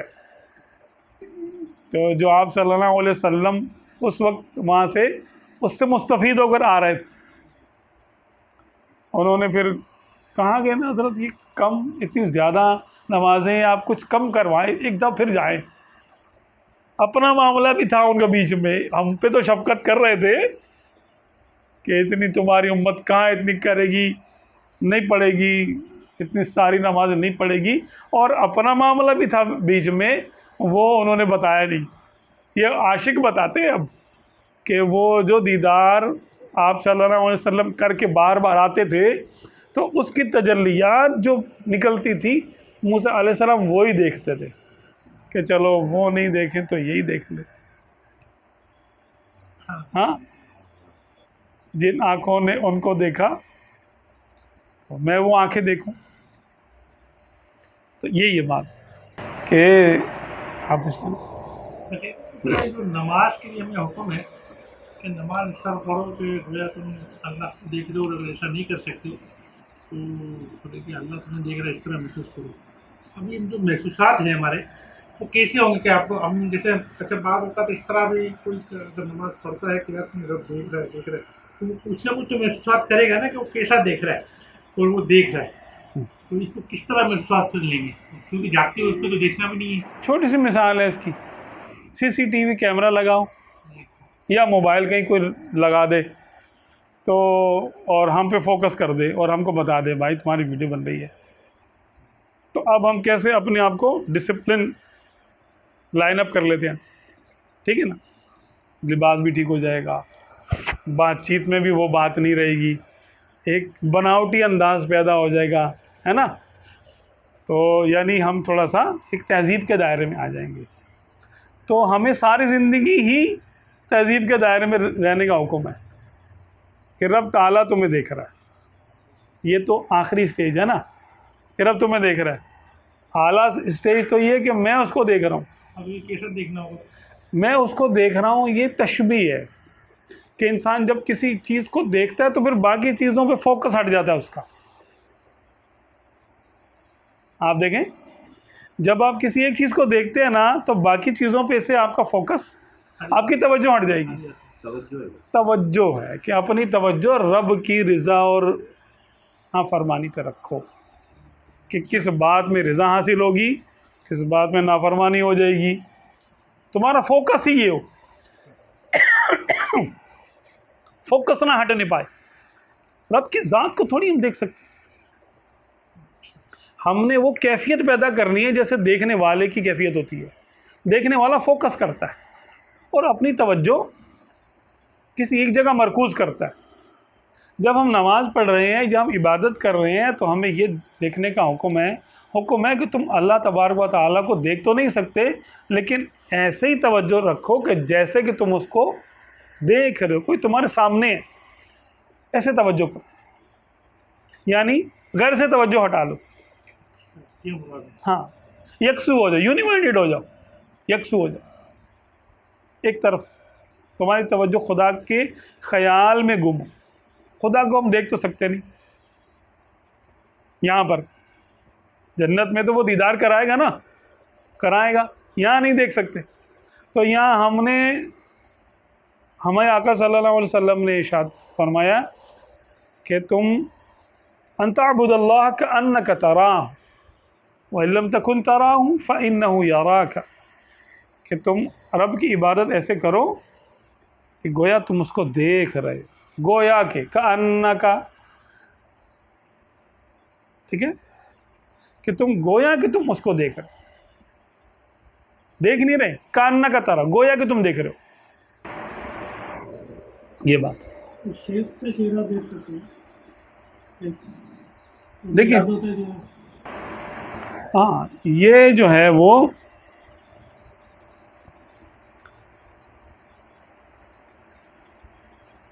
जैसे कि हम अपने आप को हम कहते हैं मेरा रुख जो है वो कहाँ पर होगा नमाज में, काफी की तरफ। किबला की तरफ होगा। किबला हमने देखा हो या ना देखा हो, आजकल तो तस्वीरें मिल जाती है ना, जिस्म का किबला कहाँ है, काबा शरीफ, ठीक है, रुख मेरा किबले की तरफ, काबे शरीफ की तरफ। दिल का किबला क्या है, जिस तरफ दिल का रुख हो, रुख है ना, किबला का माना रुख। फलनुवल्लियन्नका क़िबलतन तर्दाहा फवल्लि वजहका शत्रल मस्जिदिल हराम। किबला कहते हैं जिस तरफ आपका रुख हो, और दिल का रुख किस तरफ होगा, दिल का रुख भी खुदा की तरफ ही करना है, ठीक है।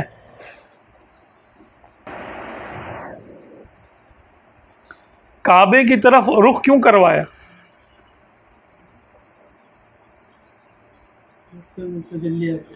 जाहिर तो यही है कि यानी जैसे कि जो न कुरान पाक में आता है, क़द नरा तक़ल्लुब वजहिका फ़िस्समा फ़लनुवल्लियन्नका क़िबलतन तर्दाहा, कि तहकीक हमने देखा ए महबूब कि तुम आसमान में ऐसे देख रहे हो।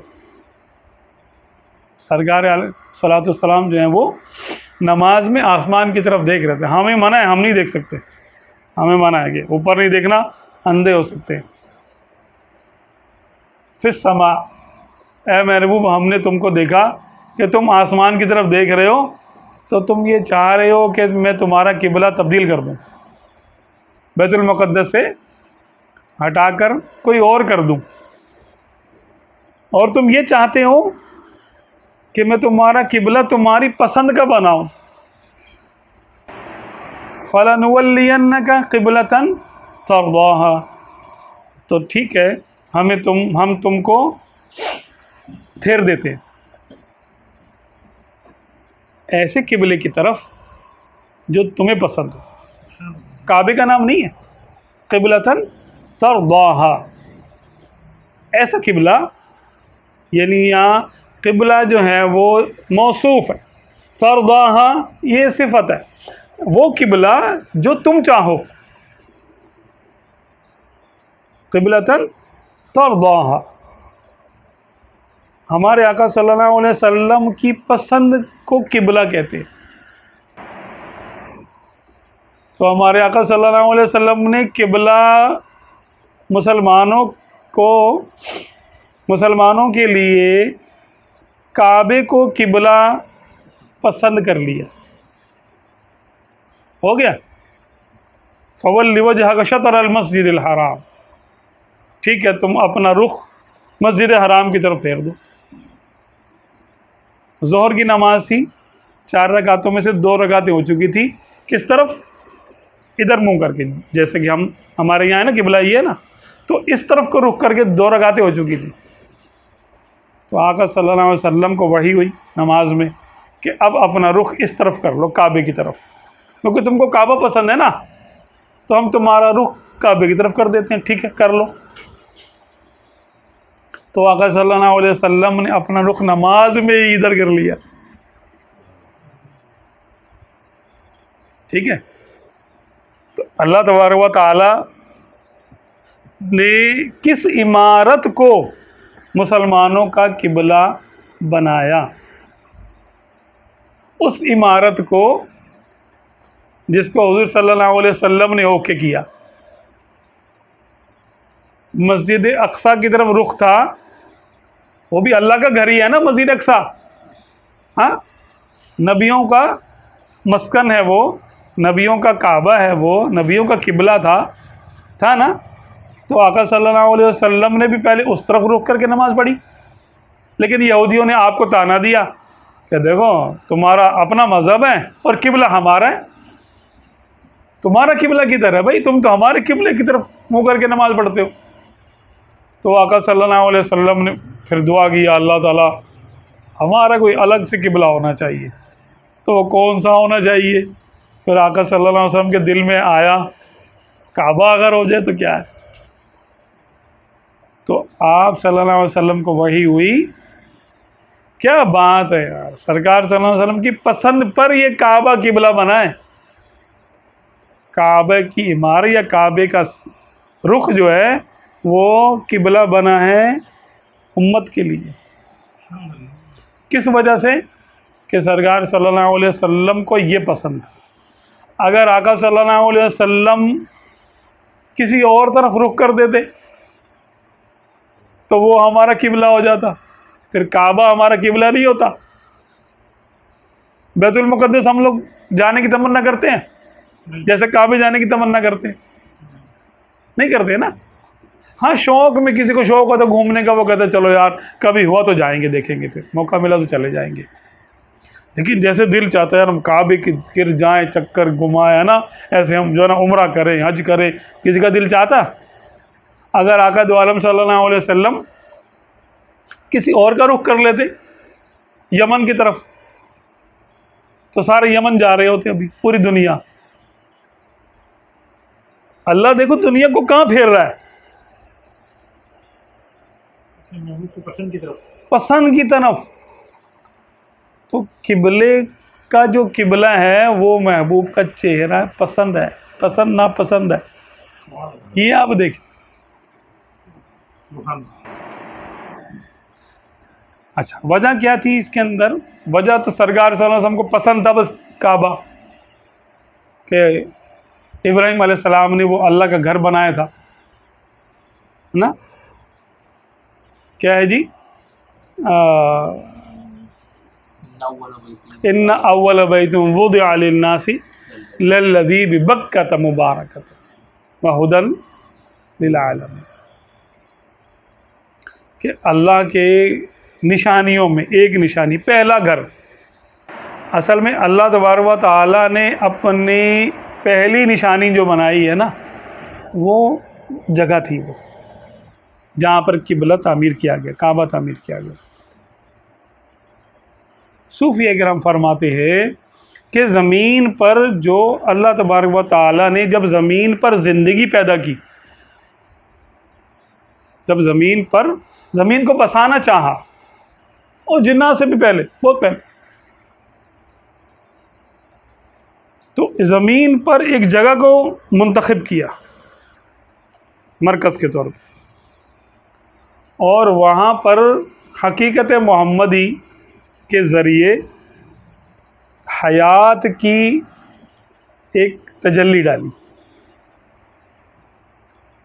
वो तजल्ली वहाँ से पूरी कायनात में, पूरी दुनिया में, ज़मीन पर, पूरी ज़मीन पे फैली। अब देख लें, सिवाय ज़मीन के दुनिया में कहीं पर ज़िंदगी नहीं है।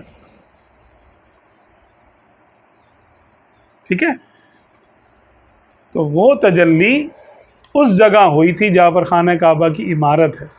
पहली तजल्ली जो हुई थी ना ज़िंदगी की, हई होने की तजल्ली वहाँ पर हुई थी, उस जगह पर हुई थी, और वो हकीकत मोहम्मदी के ज़रिए हुई थी।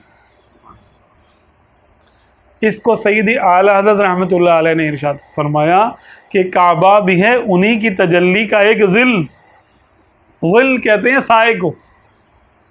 काबा भी है उन्हीं की तजल्ली का एक ज़िल, और ममलू इसी से गोद हतीम व हजर की है। कि काबा भी आका दो आलम सल्लल्लाहु अलैहि वसल्लम की नूर की एक तजल्ली की जगह है। उनके नूर की तजल्ली जहाँ पड़ी थी ना, सबसे पहले जो पहली किरण बनी थी जहाँ पड़ी थी, वो कायनात में मरकज़ करार पाया, ज़िंदगी का मरकज़ और इबादत का मरकज़। तो पता ये चला कि जो तजल्ली होती है ना, आपके सवाल का जवाब मैं दे रहा हूँ, जहाँ तजल्ली होती है वो मरकज़ होता है। ठीक है ना, जिस्मानी तजल्लियात मिलती हैं काबे से, औलिया पे भी तो होती है तजल्लियात,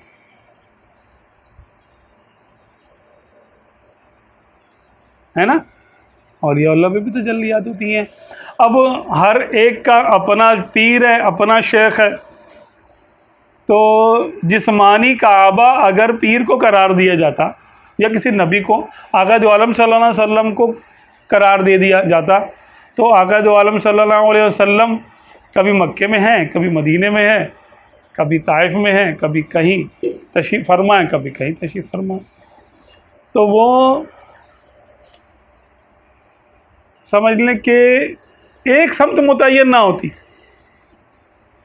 तो जिस्मानी तवज्जो के लिए काबे को बना दिया। हालांकि काबा ख़ुद भी आका दो आलम सल्लल्लाहु अलैहि वसल्लम की मर्ज़ी की और जनाब पसंद की एक झलक है। अब शेख का किबला क्या हो, अपने सालिक का किबला क्या हो, कल्ब का, जिस्मानी किबला तो हुआ काबा ही है।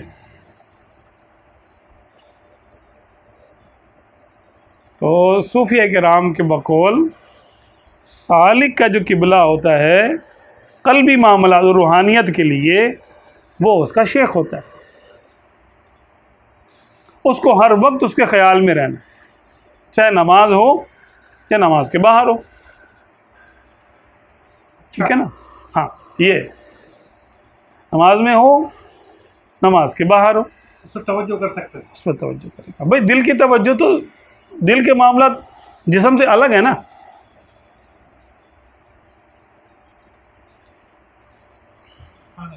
शेख, लेकिन दिल था साजिद नजदिया फिर तुझको क्या। क्या सुभान अल्लाह, दिल से क्या कर रहे हैं, सुभान अल्लाह। हाँ, और एक वो भी है ना कि सजदा करता मुझे गर इसकी इजाज़त होती, क्या करूं इज़्न मुझे इसका खुदा ने ना दिया, है ना। वक्त खुफ्ता ने मुझे रोज़े पे जाने ना दिया। मौलाना हसन रज़ा खान साहब रहमतुल्लाह अलैह का ना, कि दिल सुए रोज़ा झुका फिर तुझको क्या ना, सर सुए रोज़ा झुका फिर तुझको क्या, सर झुका ना। दिल था साजिद नजदिया फिर तुझको क्या, उनको तमलीक मलिकुल मुल्क से मालिक आलम कहाँ फिर तुझको क्या। अब ये तो हर बंदा नहीं समझेगा जब तक इसका तर्जमा नहीं कर देंगे कि ए मुनकिर, हमारा दिल जो है वो तो आका दो आलम सल्लल्लाहु अलैहि वसल्लम की बारगाह में ही सजदा रेज़ है। क्या बात है, सुभान। लेकिन दिल है, दिल पर दिल का खुदा भला करे, ये नहीं इख्तियार में, ये इख्तियार में नहीं है। दिल तो हर आशिक का दिल तो सरकार के रोज़े पे कुर्बान है सल्लल्लाहु अलैहि वसल्लम, बारगाह रिसालत में साजिद है वो। अब दिल का सजदा क्या है, दिल का सजदा वफ़ा है। दिल के कोई हाथ 7 हड्डियाँ नहीं है, पेशानी और पाँव और घुटने और यानी हाथ नहीं है कि वो ऐसा सजदा करेगा, ज़मीन पे लगेगा, वो जो यानी 3 उंगलियां लगना वाजिब है पाँव की, और पेशानी भी, और जनाब नाक की हड्डी भी, और 2 घुटने भी, 2 पाँव भी, 7 हड्डियों पे सजदा। दिल ऐसा सजदा नहीं करता। दिल का सजदा है मोहब्बत है। दिल का सजदा क्या है? मोहब्बत, फिदा होने का दिल चाहना किसी का। तो दिल था साजिद नज दिया, फिर तुझको क्या कि चलो पाबंदी तो इसकी है ना, ये वाले सर की है ना, और ये भी होश में।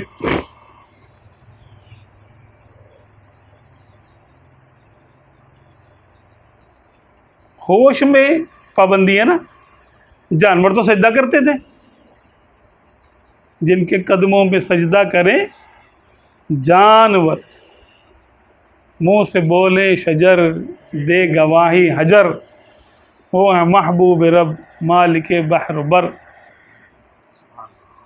ना।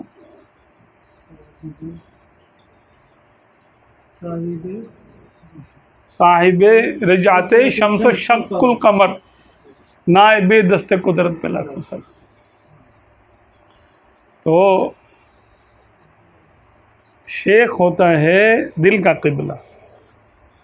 तो नमाज में भी और नमाज के बाहर भी सालिक के लिए यही है कि वो अपने दिल की तवज्जो शेख पर रखे। ये एक आईना है। इस आईने में पहले तो शेख ही होता है, फिर जब इसकी तरक्की होती है तो इसी दिल के आईने में रसूलुल्लाह सल्लल्लाहु अलैहि वसल्लम की ज़ियारत होती है। तो फिर इसकी तवज्जो का किबला रसूलुल्लाह सल्लल्लाहु अलैहि वसल्लम हो जाते हैं। फिर जब ये आगे बढ़ता है तो इसमें रब के जलवे नज़र आते हैं इसी कल्ब के अंदर आईने में। तो फिर जाकर ये अपने मुराद को पहुंचता है कि दिल का किबला भी वही हो गया और जिस्म का किबला भी वही हो गया। तो इसकी मेराज हो गई। ये थी कि वो सवाल था उसी नंबर के, एक तो ज़ाहिरी कि हम देख रहे हैं, अब जो अल्लाह हमें देख रहा है हम इसको महसूसात कर सकते हैं। अगर जैसे कि भाई हम देख रहे हो महसूस कर सकते हैं कि यार अल्लाह मुझे देख रहा है, तो अब इसको महसूस करने को फिर तो कोई हुक्म नहीं आएगा ना। नहीं, क्या हुक्म आएगा? अल्लाह ताला हमें देख रहा है, बिल्कुल देख रहा है। नहीं, इस चीज़ को एक महसूसात में लेना कि अब इसको अल्फाजों में बयान नहीं कर रहा। ये कैफियत है जो आप कह रहे हैं ना, अल्लाह करे हमें ये कैफियत अता हो। लेकिन ये तो बड़े बड़े औलिया अल्लाह को हासिल होती है, और वो भी उसमें भी कमो बेश होता रहता है मामला। कभी वो बिल्कुल उसमें गुम हो जाते हैं और कभी अपने होश में आ जाते हैं। ये बात ही, कभी वो देखते हैं कि मखलूक को देखते तो मखलूक पे उनकी तवज्जो जब रब ताला कराता है और जो ना पर्दे हटाता है तो वो मखलूक के अहवाल देख रहे होते हैं, और कभी गोया कि उनको मखलूक के आगे पीछे दाएं बाएं माजी हाल मुस्तकबिल अल्लाह ताला जो हाल चाहे उनको दिखा देता है मखलूक का। और कभी वो अपना हाल भी नहीं जान रहे होते, खालिक के जल्बों में होते हैं। उनसे पूछो तुम कौन हो, तो कहते हैं मैं कौन हूँ, पता नहीं। बोलिया की जाना मैं कौन, मुझे तो नहीं पता मैं कौन हूँ, अपना भी नहीं पता होता, कभी अपना हाल भी नहीं पता। और कभी उनसे बोलोगे हाँ फलां सन में फलां सदी में वो पैदा हुआ था, या आज से 300 साल बाद इस जगह पर एक बच्चा पैदा होगा, उसका नाम ये होगा, वो अल्लाह का वली होगा, ये भी बता देते। ऐसा भी होता है।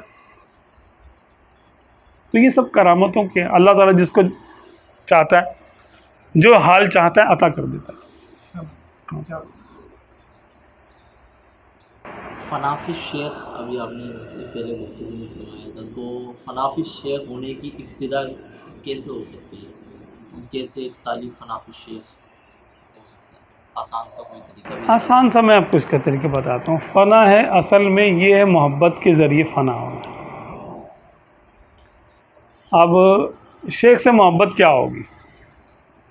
इंसान को बाज़ चीज़ों से फितरी मोहब्बत होती है। माँ बाप से होगी, बीवी से होगी, बच्चों से होगी, अपने माल से होगी, वतन से होगी, ठीक है।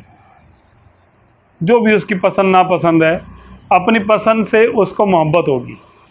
दर्जों का फ़र्क क्या है? किसी की मोहब्बत कम है और किसी की मोहब्बत उससे ज़्यादा है, ऐसे ही है ना। फितरी मोहब्बत है ये। एक है ईमानी मोहब्बत, तो ईमान की वजह से पैदा हो। वो असल में तो वो अल्लाह की मोहब्बत है, लेकिन अल्लाह ताला की मोहब्बत तक लेके जाने वाला, उसके लिए हादी चाहिए। अब हादी आज़म हमारे आका दो आलम सल्लल्लाहु अलैहि वसल्लम है, लेकिन हमें उनकी सोहबत हासिल नहीं है, ठीक है। हम उनकी सोहबत हासिल नहीं है, उनका तसव्वुर हमारे जहनों में पुख्ता नहीं है, देखा नहीं हमने उनको। तो अब उनकी शरीयत के लिए तो हम उलमा के ताबे हैं। उलमा से पूछ लेते हैं मेरे आका यूं खाना कैसे खाते थे, नमाज कैसे पढ़ते थे, रोज़ा कैसे रखते थे। तो ज़ाहिरी आमाल जो कि रिवायतन आ रहे हैं, हदीसों में आ रहे हैं, उनके लिए हमारे शेख वक्त के मुफ्ती हैं, वक्त के उलमा हैं, वक्त के काजी हैं, ठीक है। तो शेख शरीयत जो है वो उलमा है, शेख शरीयत ये उलमा है। अब हम चाह रहे हैं कि हमें अंदर का रूहानियत भी हमारी खुले, तो इसके लिए शेख तरीक़त चाहिए। तो शेख तरीक़त हम हमारी रूह को पाक करके, साफ़ करके, रूहानी तौर पर हाथ पकड़ के दरबारे रिसालत तक लेके जाने का पाबंद है। ये उसकी शान भी है, ये उसकी ड्यूटी भी है, ये इसका मकाम और मर्तबा भी है रूहानियत में। अब अगर हम ये देखें कि उसका हम पर ये कितना बड़ा एहसान है,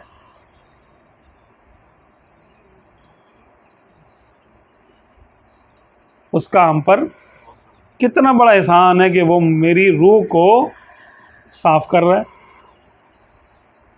पाक कर रहा है, और आगे मेरे लिए बात भी इसने की हुई है, या रसूलुल्लाह फ़लाँ को लेके आ जाऊँ, अगर आपकी इजाज़त हो तो आपकी मुलाकात करा दूँ। अगर हमें कोई आज उठा के ले जाए, बोले यार चलो तुम मेरे साथ, मैं तुम्हारी आका दो आलम सल्लल्लाहु अलैहि वसल्लम से तुम्हारी मुलाकात कराता हूँ, चलो, और ऐसा करो इसके बदले में तुम फ़ला चीज़ अपनी मुझे दे दो।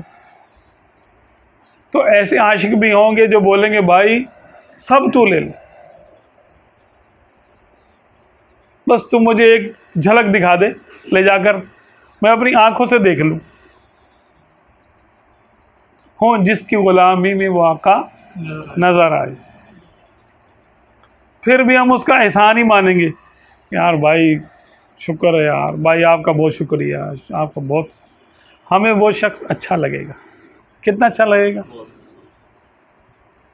बस मुर्शिद की मोहब्बत में ये जिहत है, ये वजह है हमें से मोहब्बत क्यों करें।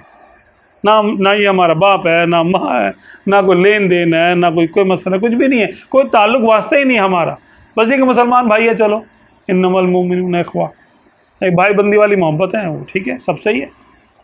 तो इससे ख़ास क्यों?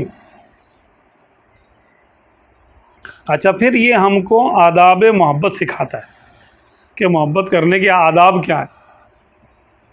अब जब आदाब मोहब्बत सिखाता है तो क्योंकि हमको ये आस है, उम्मीद है कि हमें ये दरबारे रिसालत तक लेकर जाएगा, तो अब हम कहते हैं कि जैसे आप कहें मैं करने के लिए तैयार हूँ। इसी को तो बैत कहते हैं। तो गोया शेख बनना ऐसा है कि ठीक है, मैं तुम्हें दरबारे रिसालत तक लेकर जाऊंगा, फिर तुम मेरी बात मानो, जो कहूँगा वो मानना पड़ेगा। क्या बात। ऐसे अल्फाज नहीं बोलते, लेकिन माना मफहूम यही होता है इसका कि अगर तुम मेरी बात मानते हो तो मैं तुम्हारी बात करूँगा, ठीक है, तुम तैयार हो तो फिर मैं तुम्हारी बात करता हूँ। ये है बैत तरीक़त कि रूहानी ये राब्ता करवा दे, करवा सकता हो और करवाए, करवाता हो। ये है शेख तरीक़त। अब इसकी बात हम कैसे नहीं मानेंगे और इसका एहसान कैसे उतारेंगे? तो इसकी मोहब्बत में हम इताअत करते, वो इसकी मोहब्बत नहीं, असल में वो मोहब्बत है अल्लाह के रसूल सल्लल्लाहु अलैहि वसल्लम की, कि हमें सरकार तक लेकर जाएगा, हमसे मुलाकात कराएगा, भाई तू जो बोल मैं करने के लिए तैयार हूँ, और उसका एहसान भी मानेंगे। इस जिहत में अगर हम उससे मोहब्बत करते हैं और उसको अपना इख्तियार सौंपते हैं कि मेरा इख्तियार तुम्हारे हवाले, जो कहो मैं करता हूँ, फरमाओ कि क्या करना है, जब वो इसमें कामिल हो जाता है फना फी शेख हो जाता है,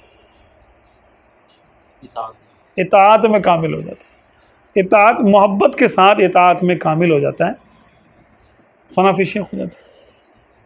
फना फी शेख होता है तो क्योंकि शेख फना फी रसूल हो चुका है, तो गोया के फना फी शेख होते ही ये फना फी रसूल भी हो जाता है। इताअत की भी कैटेगरी है या इताअत हर एक चीज़? गैर मशरूत इताअत हर चीज़ में।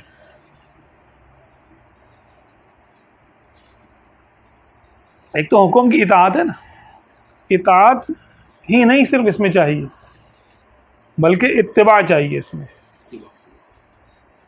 इत्तिबा मन युतिअ रसूल फ़क़द अता अल्लाह, अल्लाह ताला ने युतिअ रसूल इताअत की बात की एक जगह कि जिसने रसूल का हुक्म माना उसने अल्लाह का हुक्म माना। ऐसे ही है ना, फरमा बरदारी की, तो हुक्म को मानना इताअत है। लेकिन जब मोहब्बत की बात आई, कुल इन कुंतुम तुहिब्बून अल्लाह फत्तबिऊनी, फातिऊनी नहीं है, अगर तुम अल्लाह से मोहब्बत करना चाहते हो तो मेरी इत्तिबा करो। इत्तिबा का माना होता है बग़ैर हुक्म के पैरवी करना। क्या? बग़ैर हुक्म के पैरवी करना। फत्तबिऊनी, तुम मेरी बग़ैर हुक्म के पैरवी करो, युहब्बिबकुमुल्लाह, बस इतना करो, अल्लाह तुमसे मोहब्बत करेगा। तो गोया वो अल्लाह का महबूब होगा जो मुत्तबे होगा। मुती और मुत्तबे में फ़र्क है। मुती कहते हैं उसको जिसको हुक्म दिया जाए वो बात मान ले, मुती हुआ वो।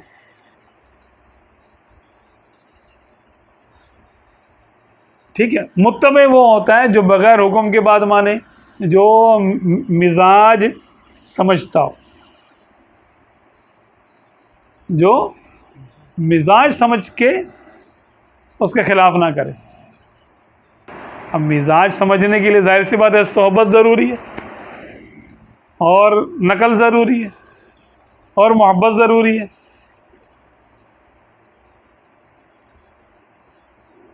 तो उनको यानी इन तमाम बातों को बुज़ुर्गों ने एक बात में बंद कर दिया। वो बात क्या है? फना फी शेख। फना फी शेख हो गया। जिसको शेख पसंद करे ये भी पसंद करे, इसको शेख नापसंद करे ये भी नापसंद करे, पसंद नापसंद एक हो जाए और ये अपने इख्तियार से बाहर आ जाए।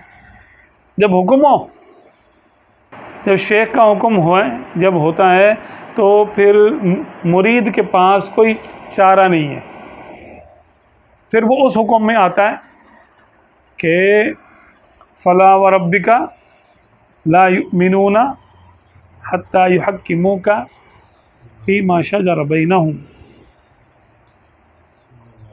सुम्मा ला यजिदू फ़ी अनफुसिहिम हरजन मिम्मा क़ज़ैता व युसल्लिमू तस्लीमा। ऐ मेरे हबीब, तुम्हारे रब की कसम, तुम्हारे, अल्लाह ताला ये नहीं फरमाया मुझे मेरी कसम, फला व रब्बिका, ऐ महबूब तुम्हारे रब की कसम, ला युमिनूना, इनमें से कोई भी मोमिन नहीं हो सकता, यहाँ तक कि आपस के झगड़ों में आपसे फ़ैसला लें, और जो फ़ैसला ऐ महबूब तुम कर दो उसके बारे में अपने दिल में कोई तंगी महसूस ना करें कि ये क्या फ़ैसला कर दिया, और उसको पूरा पूरा दिल से तस्लीम कर लें। ये कैफियत इत्तिबा की है कि बिल्कुल दिल से भी। अच्छा, इताअत ज़ाहिर से होती है और इत्तिबा दिल से होती है, यानी बरज़ा और रग़बत, इताअत तो ज़बरदस्ती भी हो सकती है। इताअत, भाई कमांडर इन चीफ है, उसने बोला गोली चलाओ, अब सामने इंसान के अपने घर वाले, इसने गोली चला दी, इताअत हो गई, भाई बात तो मान ली ना इसने, इताअत ज़ाहिर पर है, लेकिन क्या इसका दिल चाह रहा था गोली चलाने का? नहीं चाह रहा था ना। इत्तिबा नहीं, इत्तिबा का माना तो पैरवी करना, कि देख देख के करना, अपनी मर्जी से बारज़ा और रग़बत करना। तो इत्तिबा से ज़ाहिर, शरीयत में इताअत चाहिए, ठीक है, और तरीक़त में इत्तिबा चाहिए, पैरवी करना, नकल करना, बरज़ा और रग़बत, मोहब्बत के साथ। इससे क्या होगा कि मोहब्बत पैदा होती है, मोहब्बत पैदा होगी तो अल मरउ मअ मन अहब्बा, इंसान उसके साथ होगा जिससे मोहब्बत करता है। इसीलिए बहुत सारे लोग, बहुत सारे मुरीदीन दूर होते और वो करीब नहीं होते, दूर के शहरों में रह रहे होते हैं, पीराने यानी कामिला की बात कर रहा हूँ मैं, उनके मुरीदीन दूर होते हैं, लेकिन उनको अपने शेख से सच्ची मोहब्बत होती है, उनको शेख का फैज़ ज़्यादा मिलता है। और बाज़ औक़ात जो करीब होते हैं वो इतनी ज़्यादा तवज्जो नहीं कर रहे होते शेख की इत्तिबा या इताअत पर, तो जितनी करते हैं उतना मिलता है, और हो सकता है वो दूर वाले से कम हो, बाज़ औक़ात बहुत कम होता है ये भी। तो ये है फनाफ़ शेख, मोहब्बत में अपना इख्तियार तर्क कर देना, फ़ना इसको कहते हैं। अब ये शेख से हो जाए, फनाफ़ शेख रसूलुल्लाह सल्लल्लाहु अलैहि वसल्लम से हो जाए, लेकिन ये मकामात ऐसे हैं कि ये डायरेक्ट नहीं होते, इल्ला ये कि कोई खुशनसीब हो जिसको ओवैसी फैज़ हो रहा हो, ओवैसी फैज़ वाले को ये हो सकता है कि उसको डायरेक्ट रसूलुल्लाह सल्लल्लाहु अलैहि वसल्लम से उसको फैज़ मिले। अब इसमें उसकी खुशनसीबी है लेकिन उसका कमाल नहीं है, खुशनसीबी उसकी बहुत है जिसको फैज़ हो रहा है, ओवैसी फैज़ हो रहा है। ज़ाती कमाल तो ज़ाहिर सी बात है किसी का भी नहीं होता इसमें, क्योंकि विलायत जो है ये कसबी चीज़ ही नहीं है, वह भी चीज़ है, अता से है, जिस पे हो गई नज़र हो गई अता की, उसको मिल जाएगी, यही मामला। फनाफी शेख होने के लिए क्या तसव्वुर मुर्शिद ये मदद मिलती है तसव्वुर मुर्शिद से भी? जी, पहला स्टेप यही है। फनाफी शेख के लिए पहला स्टेप ये है कि हर वक्त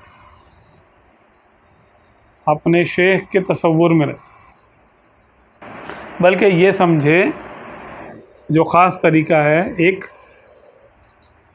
और सबसे ज़्यादा पुरअसर है वो ये है कि अपने क़ल्ब में, अपनी रूह में समझे कि शेख मौजूद है। ज़ाहिर में मैं हूँ और मैं दिल में, मेरे रूह में शेख की तजल्ली आता, तो ये मैं नहीं हूँ, ये वही है, मेरा शेख ही है। तो इससे क्या होगा कि एकदम ये, क्योंकि इत्तेहादी तवज्जो है, ये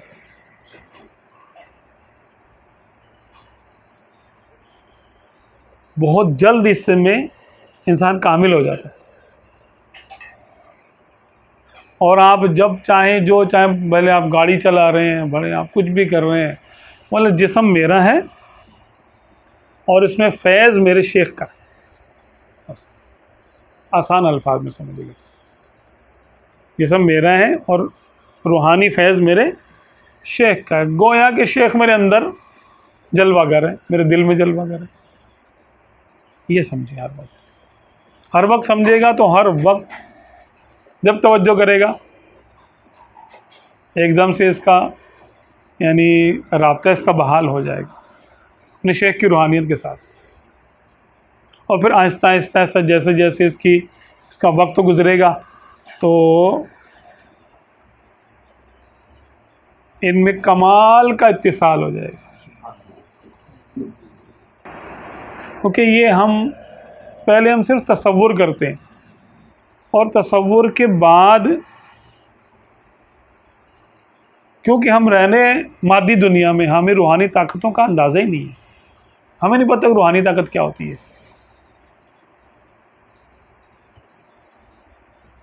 मादे को देखते हैं हम कि भाई चीज़ों के से, मटेरियल से, भाई गाड़ी की जो न पहियों पे चलती है, ये करते हैं, और हम आंखें बंद करते हैं मदीने पहुंच जाते हैं। अरे तो कौन से पहियों पे चढ़ के गए, कौन सी फ़्लाइट में गए। जिस्म के लिए मादा चाहिए, क्योंकि मादे को मादा चाहिए, मटेरियल को मटेरियल चाहिए। रूह मटेरियल नहीं है, रूह जो है वो इस दुनिया की रूह है ही नहीं, ये तो आई है अमर इलाही से, ये तो यहाँ का पंछी नहीं है और इसकी ताकत का तो कोई ठिकाना नहीं है। कुल रूह में अमर रब्बी, तुम फरमाओ कि रूह जो है मेरे रब के अमर से, ख़ास अमर से, क्योंकि वो राज है, खोला ही नहीं किसी ने कि ये क्या है, असल हकीकत क्या है इसकी। जिस्म की हकीकत हमें मालूम है क्या है, मिट्टी से बना, मिट्टी में मिल जाएगा, लेकिन रूह जो है यहाँ की नहीं है, ये आई है, इसीलिए ये मुंतकिल भी वहीं होती है, उसी आलम में जिस आलम से आई है। तो रूह वहाँ होती है जहाँ हमारा जहन होता है। रूह की रफ्तार इतनी है, क्योंकि रूह को चल के नहीं जाना, रूह के पैर नहीं है, रूह की रफ्तार इतनी है जितने हमारे तसव्वुर की, और तसव्वुर की जो रफ्तार है वो नूर से भी ज़्यादा है, रोशनी से बहुत ज़्यादा है। एक सितारे से दूसरे सितारे तक का फासला बाज़ औक़ात उसको रोशनी को पहुंचने में कई लाख साल लगते हैं, कई लाख साल लगते हैं, जिसको नूरी साल कहते हैं। वो तसव्वुर में तो हम यूँ पहुंच जाते हैं, ऐसे हमने किया तसव्वुर, पहुंच गए जहाँ का सोचा वहाँ पहुंच गए,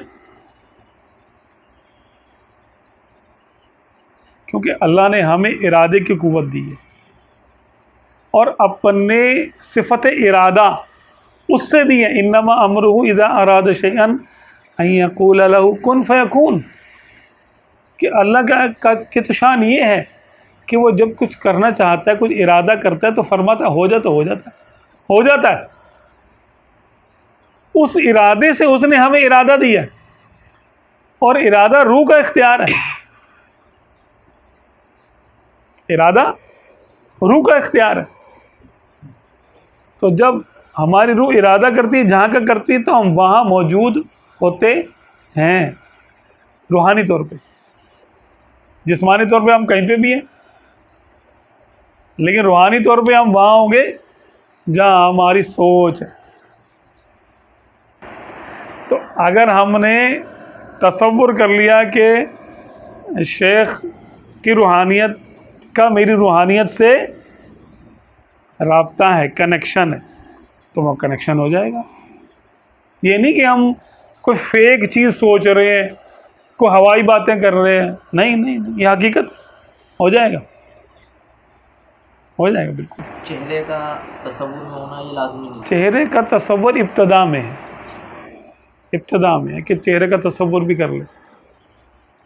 जैसे कि आला हज़रत रहमतुल्लाह अलैह ने इरशाद फरमाया कि जो ख़वातीन हैं वो अपने शेख के चेहरे का तसव्वुर ना करें, बल्कि अपने किसी महरम के चेहरे का तसव्वुर करें, तसव्वुर शेख में, ताकि वो उनके ख़यालात में तग़य्युर ना आए। वो ये समझें कि मेरे शेख की शक्ल मेरे बाप की तरह, मेरे शेख की शक्ल मेरे बाप की मिसल है, बस। तो वो अपने बाप का तसव्वुर करें। बाप भी तो इंसान ही है ना, उसमें भी रूह है। शेख की शक्ल बाप की तरह, इसलिए कि बिगाड़ ना आए, तग़य्युर ना आए, एहतियात। वो नहीं है, बस रूहानियत, असल में रूहानियत है, असल में रूहानियत है। तसव्वुर भी इसी तो ख़वातीन को जो भी यानी मुरीदीन होती हैं या मुरीदात होती हैं, उनके लिए यही हुक्म है कि वो तसव्वुर शेख करेंगी तो अपने किसी महरम का, वालिद का, दादा का, नाना का, जिससे उनको रग़बत अक़ीदत ज़्यादा है, उनका चेहरा सामने रखकर समझेंगी कि मेरा शेख इस शक्ल का है, मेरा शेख इस शक्ल का है, उस शक्ल का तसव्वुर करेंगी, मुराक़बा करेंगी, ताकि उनको फैज़ हासिल हो बग़ैर किसी ख़राबी के। और फिर आगे चल के ये चेहरे का भी तसव्वुर नहीं, आगे चल के तो नहीं होता बिल्कुल। वो तो इंसान कहता है भाई मैं शेख ही हूँ, आगे चल के ये होता है कि मैं शेख हूँ, बस। शेख की रूहानियत मेरे अंदर इतनी जज्ब हो चुकी है कि मैं अंदर से मैं शेख हूँ, ये तकब्बुर नहीं आएगा। अपने आप से ही करें। कस्बे फैज़ में है, फैज़ में। अच्छा, हाँ, ये पता हो जाता है ऐसा। एक तसव्वुर के बाद फिर वो फना में आएगा। फना में, बिल्कुल फना में। फिर उसकी पसंद नापसंद हो, उस पर वही चीज़ें वारिद होना शुरू हो जाती हैं जो शेख पे वारिद हो रही हैं।